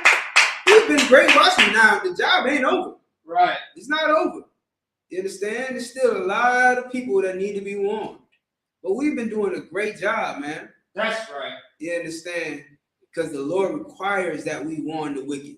Because you're going to die in thermonuclear war. If that don't get you, then the pork will. And if that don't get you, then the drugs will. And if that don't get you, then the whores will. And if that don't get you, then 9 shots in your back will. From a crooked cop. Right. You understand? We tried to warn you.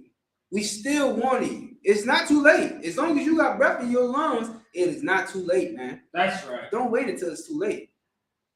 Keep going, sir. Done. But his blood will I require at thine hand. See, because if we don't warn you, then it's on us. That's how so we have a heavy burden. We have to warn you. Right. Yeah, I know y'all get tired of seeing those goddamn fringes swinging everywhere on downtown in your city. I know you hate the smell of frankincense. You hate that 4th dimension blue cologne that Captain Zariak got on. Yeah. I know you hate it, but we wouldn't be doing our job if we didn't go out there, man. Right. The blood would be on our hands if we didn't go out there, man. And by all means, we're going to do our job. That's right. You understand? Keep going. Verse 19. Yet if thou warn the wicked, and he turn not from his wickedness. Now, we done gave you the warning. So if you don't take our warning, if you don't heed our warning, if you don't heed the Most High's warning, ultimately, then what?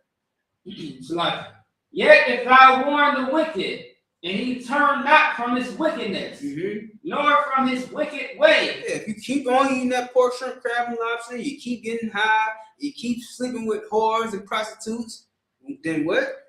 He shall die in his iniquity, but thou hast delivered thy soul. My hands are clean, man. I did my job.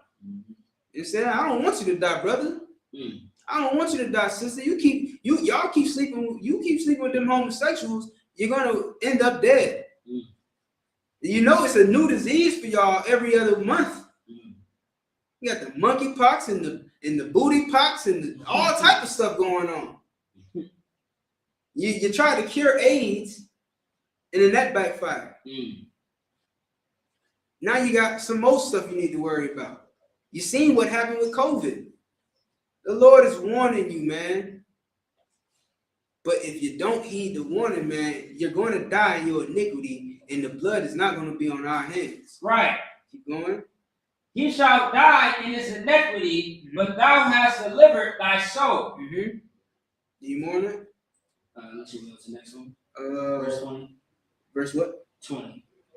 No, that's too wild. Give me the next one. 1 Peter 5 and 8. 1 Peter, okay.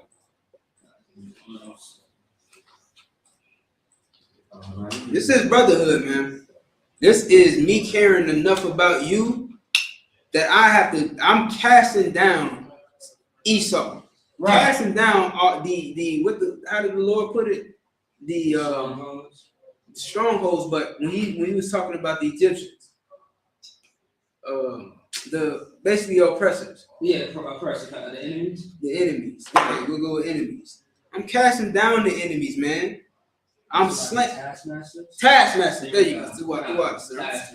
Casting down the taskmaster, man. You understand? Slaying the taskmaster like Moses did. You understand?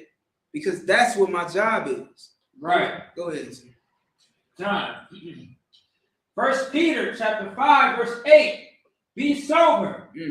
Be vigilant. Yeah, clear your mind, man.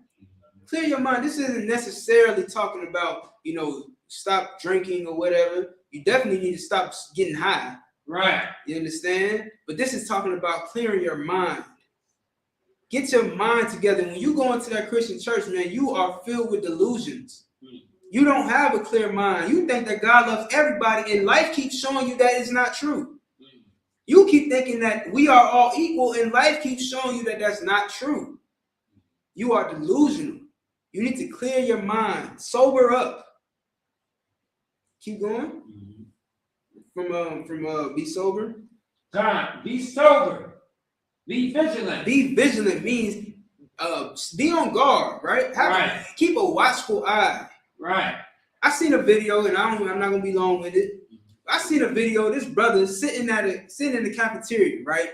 He the only brother in the cafeteria, surrounded by Edomites, surrounded by a sea of white people. Right. And another brother came up to him just to check him, like, "Hey, brother, you all right? You safe?" Brother's oblivious. He don't know what the hell going on. Huh? What you mean? He's like, you around all these white people, man. There ain't no other black people in here. He's like, "Oh yeah, they safe." He said, "Yeah, they safe." As if he's the threat. Man. As if he's the threat. Good man. This brother said, "Yeah, they're safe." The man said, "No, man, I'm talking about you. Right. Are you safe? You don't know what these people are capable. You don't know what these people have been capable of for 400 years, Right. 500 years. You don't know what these people are capable, brother. You are not safe. I'm checking on you, but I can't, hold your hand. All I can do is warn you." Right. And if the wicked don't hear my warning, man, it's what it is. You understand? But that's the life we in right now. We're delusional, man. We don't even know our enemy. We surround ourselves by an enemy. And then when we get unalived by the enemy, I can't believe this would happen. 400, 500 years ain't teach you that this would happen? Right. Continue, sir. Good man. If I could, Salaki. Oh no, never mind. No, never mind. I see it. Okay. No sweat. Salaki. 1 Peter chapter 5, verse 8. Be sober. Be vigilant, because your adversary, the devil, as a roaring lion, walketh about, seeking whom he may devour. So what does adversary mean? Adversary is an enemy. It's your enemy. Right. We just read in Deuteronomy 28:68 who our enemy was, right? Right. The adversary. And that calls him the what? That scripture called that adversary the what? The devil. The what? The devil. Understand this, man. When we say the white man is the devil, it's biblical. Right. We're not just saying it because it sounds nice, which it does. We're not just saying it because it feels good to say it, which it does. We're saying it because it's the goddamn truth. Right. It's in the Bible. That's right. Your enemy is the devil. And who is the devil? The white man. That's your oppressor, man. And he is seeking how to destroy you, man. Right. Go ahead. Verse 9. Yeah, come on. Verse 9. Whom resist steadfast in the faith. Right, and you have to resist him. You can't be like that brother sitting in the cafeteria surrounded by them, man. Right. You can't be up in their damn churches learning their doctrine. You can't be congregating with the enemy, man. You can't be having an interracial relationship with them, man. Damn right. You can't have no baby with these damn devils. Right. Come on, man. The Bible says resist him steadfast. Steadfast, man. Meaning you know what I'm saying, adamant about it. Like you ain't like, no, like a devil can't even try to get close to you. Right. That's how you should be, man. Not saying don't do business, and please understand this. I think a lot of people get this confused. When we say this about white people, we're not saying you can't do business with them, but you should definitely know who you're doing business with. All business ain't good business. That's right. You know they the number one in larceny, right? White people are the number one in larceny theft. Yeah. They're the number one in robbery. Yeah. Don't believe me? Look at ask the FBI. They are the number one in robbery. You understand? The number one in these heinous crimes. The number one in pornography, child pornography, man. How can you trust them around your children? Right. You see what's going on with these Epstein files?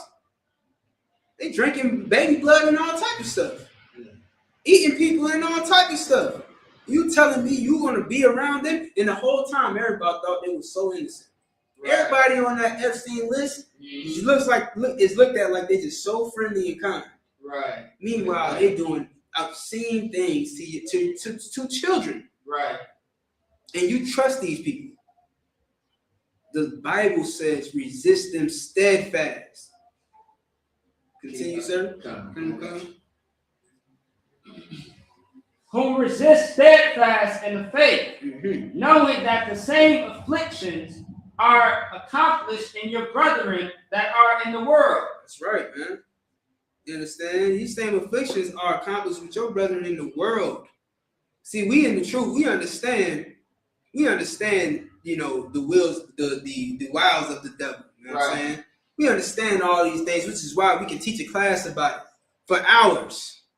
We can teach it for hours, but my brother on the street don't know anything about this, man. But that don't stop him from going through the same thing I go through. That don't stop his gas bill from being high, just like mine. That don't stop his light bill from being high, just like mine. That don't stop him from having a harder time finding a job than it does me. Right. You understand? We know the wiles of the devil. That's right. Unfortunately, our brothers and sisters, they don't. But they still go through. Right. You understand? You can drop that. Give me the next one, Bobby Shot. Revelation 12 and 12.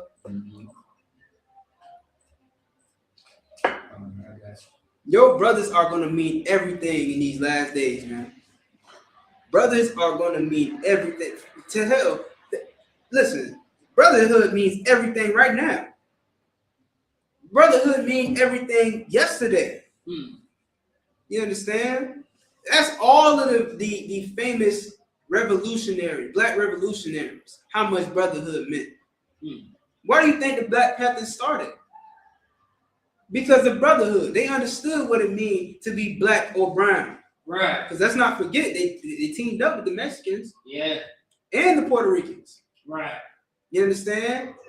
They teamed up with them brothers. The Latin Kings. The Latin Kings and the Brown Berets. That's right. You understand? Do your history, man. Y'all talking about all this shit about, black Mexicans never stood with us. Puerto Ricans ain't never, man, are you stupid? Right.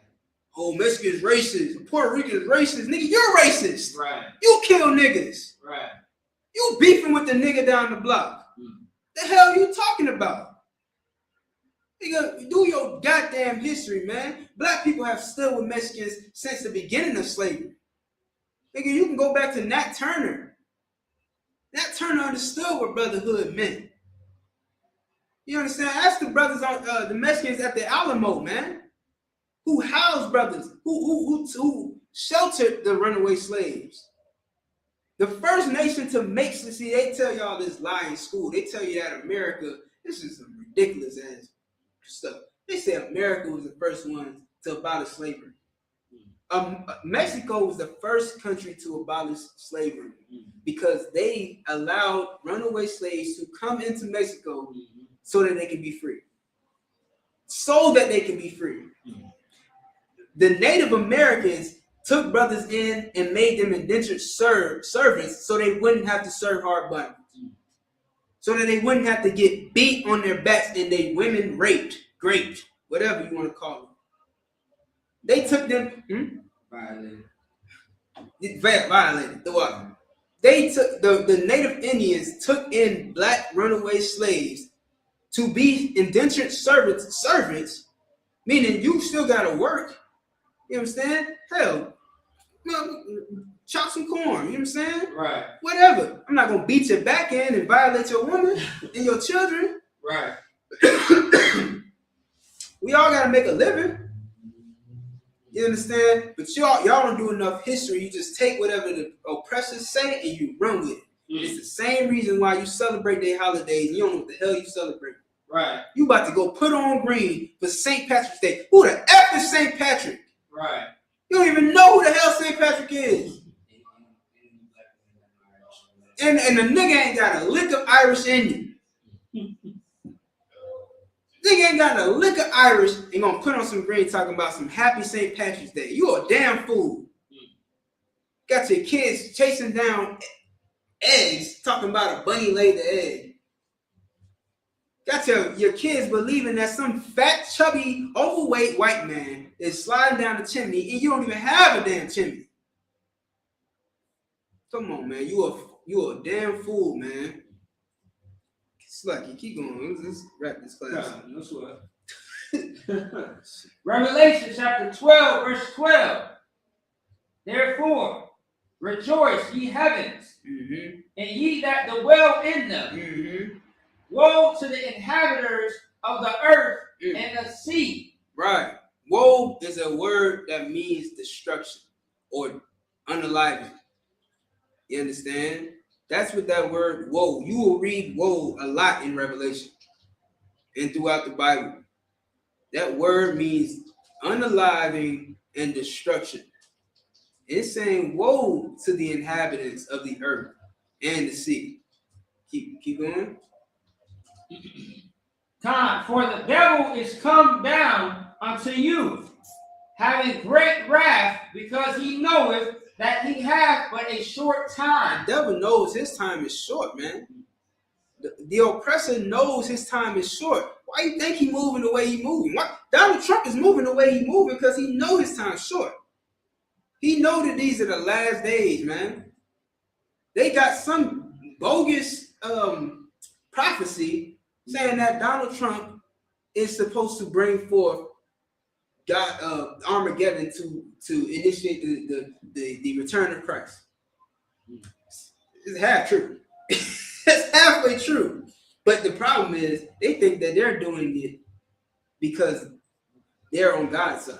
They think that this is happening because Donald Trump is on God's side. No, this is happening because God knows that the white man is the devil. And he's using the devil to initiate Armageddon, man. Right. He's using the devil to bring forth World War III. Right. Because the prophecy said that that's what's going to happen. And the devil knows he got a short time. He got to do something. He got to make a move. Now you anybody out there hearing the sound of my voice, you start paying attention now. From this day forward, start paying attention to the moves that they making, man. Right. Pay attention. See how they move. And you tell me if the Bible's a lie. Let's read on, sir. Come. Verse 13. And when the dragon saw that he was cast unto the earth. You can drop it. Give me Jeremiah 16 and 14. 16 and 14? Yes, sir. All right.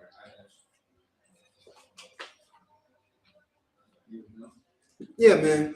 Esau know his time is up, man. And here's another thing too. I just wanted to let y'all know this gas price ain't going back down. Hey, listen, this is your warning right now. You better do what you can to get as much gas reserved as you can. Get some gas on reserve. You know what I'm saying? Save up a few bucks. You know what I'm saying, for emergency, so that you might have to get some more gas. Save up your money, man. And pack away some food, some toiletries, some batteries, flashlights, what else? Some solar panel stuff if you can afford it. You know what I'm saying? A generator if you can afford it. Stockpile these things, man, because it's not going to get better. I mean, it's only been getting worse. Y'all keep saying, "Oh yeah, 2025 is my year. 2026 is my year. Oh, it can't get worse than 2020." It's only getting worse. It's only getting worse, man. You're only going to get worse diseases. You're only going to get worse wars. You're only going to get worse economy because the Lord is against this place. If the Lord was with this place, none of these things would happen. Y'all can't see, you're too blind to see that the Lord is against this place. Prices are not going back down on that gas, man. Heed my warning. You got that, sir? I got you. Mm-hmm. Jeremiah chapter 16, verse 14. Therefore, behold, the days come, said the Lord, that it shall no more be said, the Lord liveth, that brought up the children of Israel out of the land of Egypt. Mm-hmm. Yeah, man. The Lord brought the children out of Egypt before, but it's going to be a time where nobody's going to talk about that no more. Like I just taught a class about it today. It's what everybody talks. It's like one of the most famous books or the most famous stories in the Bible, the book of Exodus, and how the Lord brought the children of Israel out of Egypt. It's one of the most talked about stories to date. And it's going to be a time where nobody's going to talk about that no more. Right. Because what are they going to be talking about? So are you doing something, sir? No, I'm yeah. Okay. Okay. All right. Come on. Good. I'm still here. Continue. I just don't want to, so I don't want to. No, don't worry about it. Verse 15? Yes, sir. Verse 15. But the Lord liveth, that brought up the children of Israel from the land of the north. But the Lord liveth, that brought up the children of Israel from the land of the north. What is the land of the north? Think North America. You understand? Read on. Mm-hmm. And from all the lands, whether he had driven them. And from all the lands, whether he driven them. So not only from the north, like North America, but South America, Central America, Europe, Asia, Russia. The 12 tribes are scattered to the four corners of the earth, man. Right. And the Lord is going to gather them in these last days. And that is the story that we're going to talk about going forward. Barakatah Yahweh Yahweh Shai. That's the new Exodus. That's the new story that everybody's going to talk about. They're going to make monuments about it. They're going to put it in a book just like this one. They're going to put it in a book just like this. That's right. Just like this. And this will be what we talk about. This will be what this day. You mark my words, man. You understand? This is a beautiful time, a prophetic time to be alive. That's right. You are witnessing the Bible come true right before your eyes. And there are men who prayed to see this day, who fell a long time ago.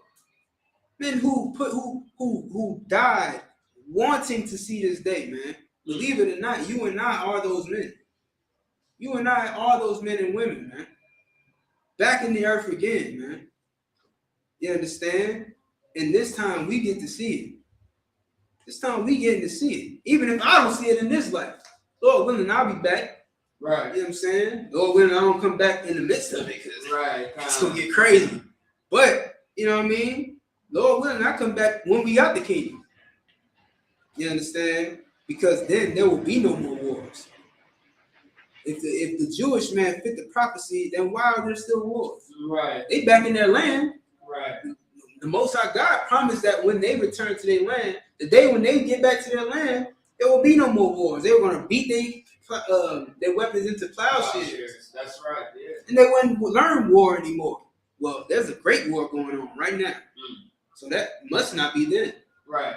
And Tucker Carlson brought it out. Tucker Carlson exposed it all. Everybody know now. The entire world knows that what the ISUPK has been saying since 1969 has been true. That's right. But they are not the Israelites. They are the synagogue of Satan. Right. That the Bible speaks of. Continue, sir. Done. If there's any more on that. If not, we can drop it. Done.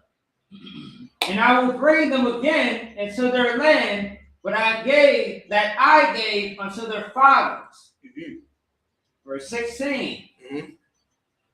Yeah, you keep going. Behold, I will send for many fishers, saith the Lord, and they shall fish them. Right, that's what we're doing. That's what we've been doing these past 60 years. Right.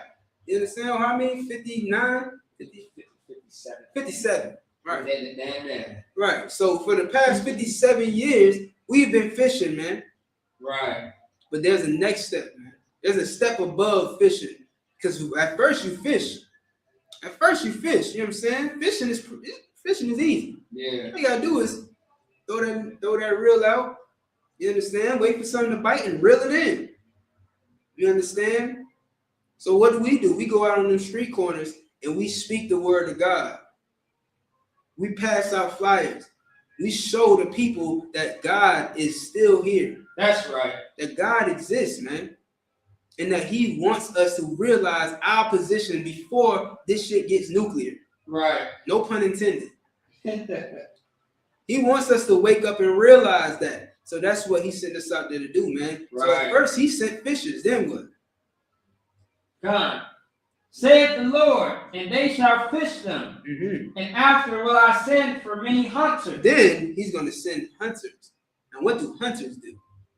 Hunters unalive. Right. Hunters go out with weapons of war. And they will get their trophy. Right. You understand? Go ahead. Or they will get their catch. I'm trying to think of a word that suits, hunting. Game. Right. They will get their game. Go ahead. And they shall hunt them from every mountain. Because that's where our oppressor lives. That's Right. That's his natural habitat. Them caves. You got them cave monkeys out there. That's where we're gonna find you at. You're gonna go crawling back into your caves, man. Good night. You understand? That's why you in those high-rise buildings, because they remind you of the mountains. Right.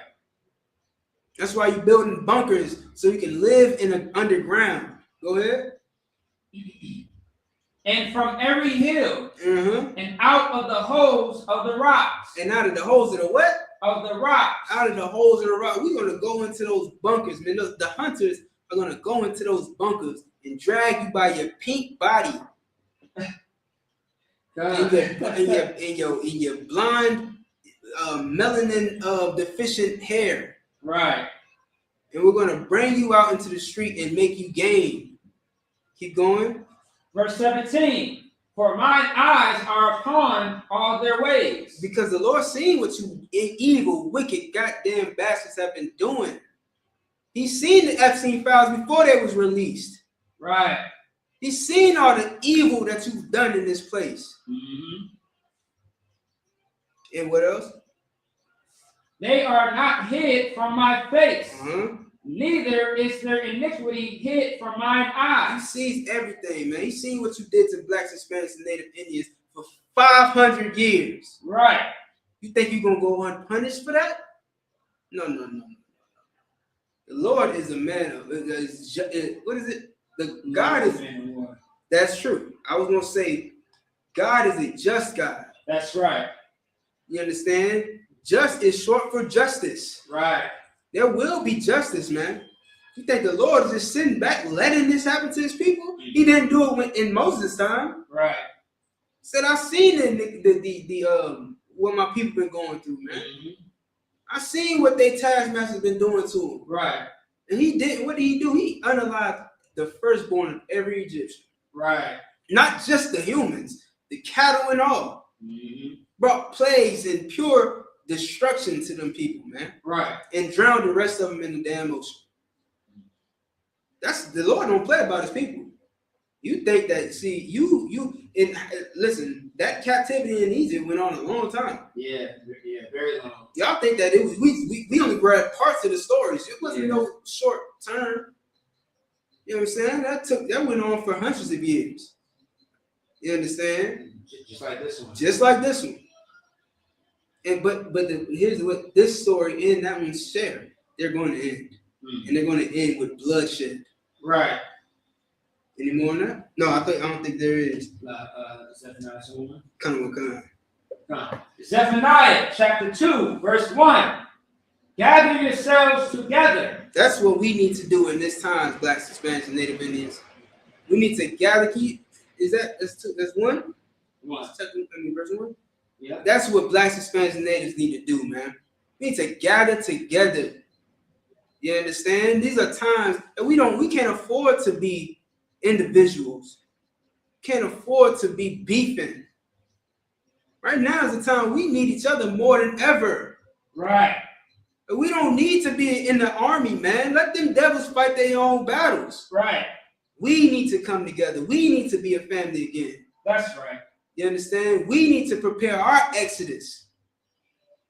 I need to see y'all at the Lord's 57th annual Passover, That's April right. 4th, man. Damn right. Everybody should be in Houston, Texas. If you Black, Hispanic, and Native Indian, you should be in Houston, Texas, man. Because I don't know if these bombs gonna drop during the Passover, man. Right. I don't know if we're gonna come back to a home after the Passover, man. Mm.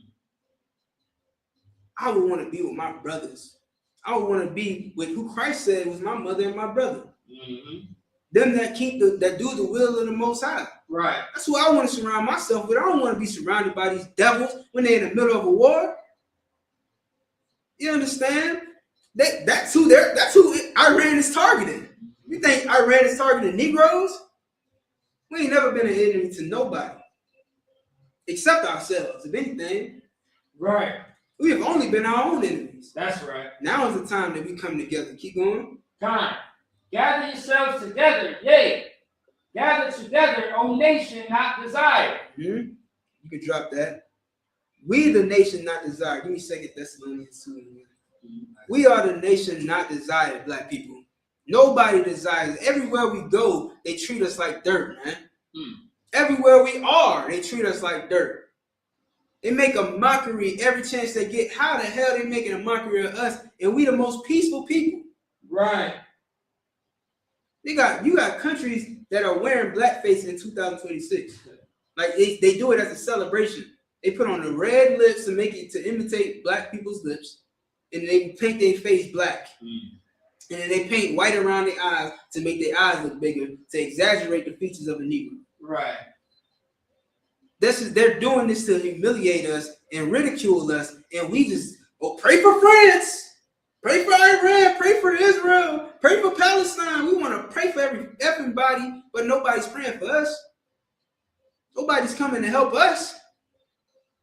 The damn Africans ain't sent a single damn canoe since we've been here. Matter of fact, they took more from us than they ever gave. Yeah, right. You understand? Because Caribbean music used to belong to Negroes, to the West Indians. And then the African want to come and take that. Akon took hip-hop. And then shitted on niggas. Right. Said that them niggas, they just not as talented as Africans. Right. They get up on stage and they all high. First of all, Negro, you the one was telling us to get high. You know how many songs push women to get drunk and high out their mind? Right. That Akon made. And you got the nerve to talk about my brothers? You filthy doodle eating fly infested heathen. Right. Don't you got some flies to go and potty train? Right. Go ahead. I was gonna say, you uncircumcised Philistine. Ooh-wee. Get that ahead. You know what I'm saying? You uncircumcised Philistine. That's what the Bible says, man. Right. Shout out to King David. Yeah, big shout out to King David, man. On King David. Right. You understand? You got the nerve to talk about the children of God that way, man. After all that we've been through, and after everything that we contributed to this place, and ain't got nothing to show for it. You're a shame on you nations, man. You're the greatest thing that ever happened to you. Every time we step into the scene, we the greatest thing walking. That's right. Got the nerve to damn run your mouth. Nigga, you wouldn't have a rap career if it wasn't for Black people. Damn right. You wouldn't have no goddamn Afro beats if it wasn't for the West Indians. Ain't nobody listening to that damn bongo music. Right. Nobody listening to that shit Burna Boy was making before he became Burna Boy. Come on, man. We the salt of the earth, man. And everything that's good, it comes from us. Continue, sir. 2 Thessalonians chapter 2, verse 1. Now we beseech you, brethren, by the coming of our Lord, Yahushua Christ, and by our gathering together unto him. Right. Now, listen, man, this is what we doing. We beseech you concerning Christ, man. You understand? This is why we teach, because we don't do this for nothing. Right. We don't do this for any gain. Shoot, we ain't embezzling money out of your pocket and closing the damn door on you. Right. Like Marvin Sapp. Mm. We ain't locking you into the church. You want to leave, you can leave. Right. If you don't want to pay tithes, that's between you and the Most High. Mm. You understand? I don't want your company no ways. Right. So, hey, man, but here's what we will do. We beseech you, meaning we look for you. I look to see you in this classroom. I look to see you eating lamb with me at the Passover. Right. I look forward to it. Go ahead. Verse 2. That ye be not soon shaken in mind, or be troubled, neither by spirit, nor by word, Right. nor by letter, as from us. Right, man. I know it's scary what's going on out there. If you ain't got no faith, I know it's real scary. But I don't want you to be scared, man. Don't be dismayed. Don't be shook. You understand? Like Prodigy said. You know what I'm saying? About them shook ones. Don't be shook. Don't be a shook one. You understand? Don't be afraid. It's all right. It's going to be all right. Go ahead. Time, as that the day of Christ is at hand. Right. The day of Christ is coming, man. It's best that you get on the right side. Right. That you don't end up on the wrong side. That's how you do that. You want to say something? Continue, sir. Time, verse 3. Let no man deceive you by any means. That's right. For that day shall not come. Listen, don't let your pastor deceive you. Don't let your daddy deceive you. Don't let your grandma deceive you. Don't let the white man deceive you. Don't let nobody deceive you. All right? Like Christ is coming, but it ain't going to come, because they love to say, the end of the world is going to happen on December 15th at 3:30 p.m. No, it's not. Right. Salakia, sir. No, it's not, man. And anytime they say that, I just feel like they prolonging it. Right. Every time somebody say that the world gonna end this year, it just makes me feel like, damn, well, now I know for sure it's not gonna end this year. You know what I'm saying? Right. Like, you don't know what the hell you're talking about. But I do know this, that they won't come until what? And that man of sin falling away. Except there come a falling away first. Yeah, they ain't gonna come until you fall away from America, man. Until you fall away from Esau. That means you have to stop celebrating what they celebrate. You have to stop worshiping who they worship. Right. You got to stop congregating with them. You have to fall away from the enemy. You have to fall away from the enemy, man. That has to happen first. It has to happen first. What else? And that man of sin be revealed, the son of perdition. Right, and the man of sin has to be revealed. And that's what we do every day. We reveal the man of sin. And now the man of sin has been revealed.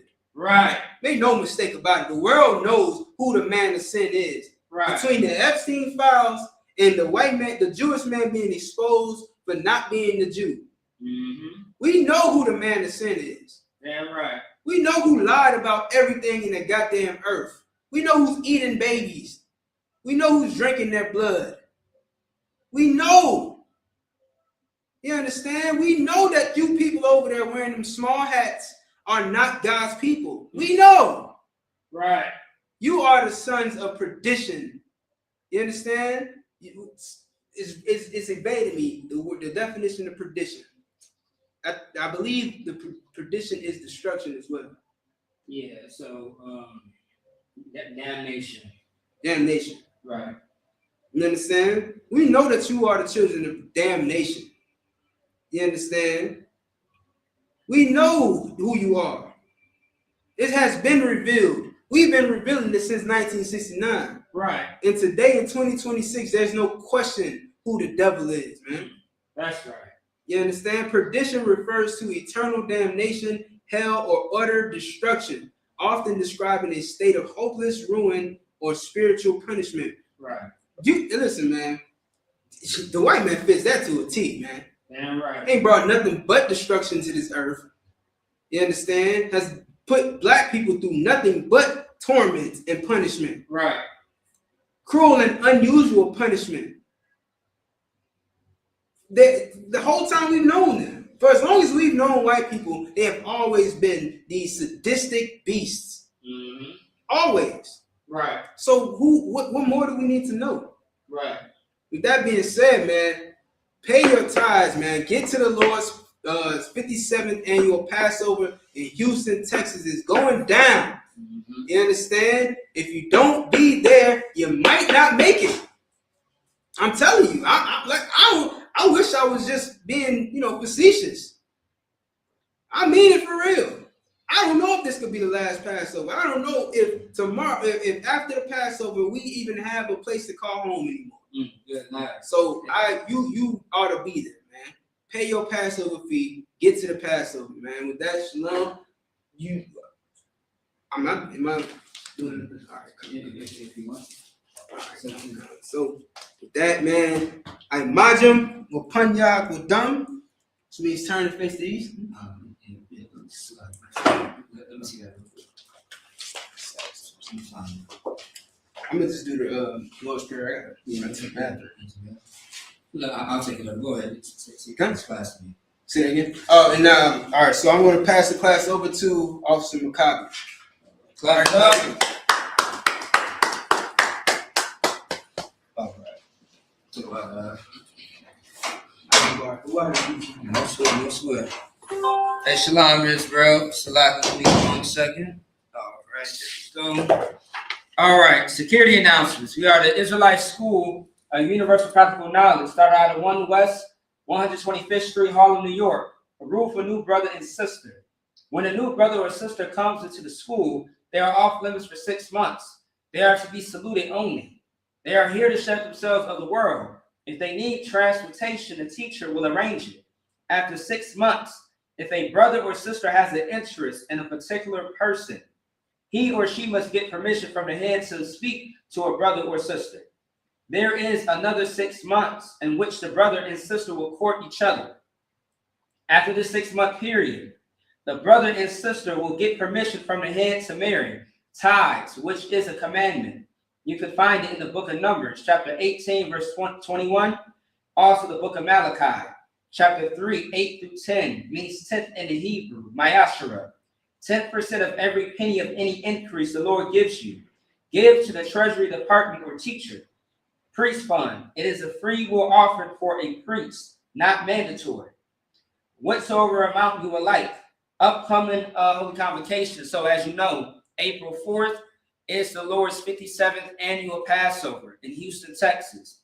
Wherever you are, whether you are in Minnesota, Louisiana, Florida, Texas, Chicago, Detroit, any city, any state, and you are trying to get to the Passover, be sure to contact that man in that zone. So look up the number for ISUPK, Detroit, Chicago, Minnesota. All right.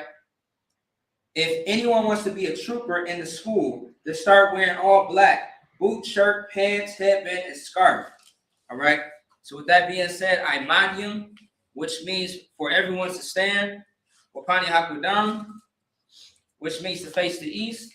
And we are going to say the Lord's Prayer for time's sake. In the English, it's like in the Hebrew and in the English. This is the Lord's Prayer that can be found in Matthew chapter 6, 8 through 13. In the Hebrew, Abanawa, Shabbat Shemayim, Kudash, Hayah, Shabka, Yahweh, Malakwatka, Taba'ah, Ratazaka, Hayah, Aisha, Baratazah, Kawa, Hayah, Bashamayim, Nathalanawa, Lakam, Call Yawam, Wasalakanawa, Kabawasnawa, Kasalaknawa, Kabawasnanawa, Wala'a, Taba'anawa, Manasayawan, Abal, Hawashinawa, Mayan, Rai, Kaya, Laka, Hamalakwa, Waha'ala, Wataparaf, La Awalamyu, Aman. The Lord's Prayer in the English. Our Father, which art in heaven, hallowed be thy name, Yahweh. Thy kingdom come, thy will be done in earth as it is in heaven. Give us this day our daily bread, and forgive us of our debts as we forgive our debtors. and lead us not into temptation, but deliver us from evil. For thine is the kingdom, and the power, and the glory, forever. So be it. Amen. All right. So Sar, which means to turn. All right, men of Israel. Courtesy salute. Ahmad Shabbat. Ahmad Barak. Yahweh Shemiel Shar Barakatah. Yakuta. Hands to your side. Sar, face the sisters, which means to turn. Swords to sisters. Courtesy salute. Men of Israel. Ahmad Shabbat. Ahmad Barak. Yahweh Shamar Allah Shemiel Shar. Yakuta. Hands to your side. Class dismissed. Clap it up.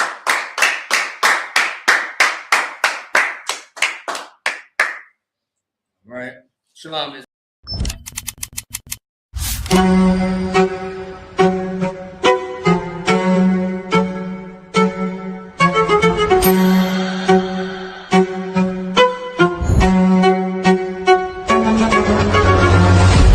He parted the Red Sea, and the entire nation of Israel walked out of slavery. The ISUPK presents the Lord's 57th Annual Passover, April 4th, 2026 in Houston, Texas. You do not want to miss this one, Israel. Shalom. And all the warriors be like, boom, yasha.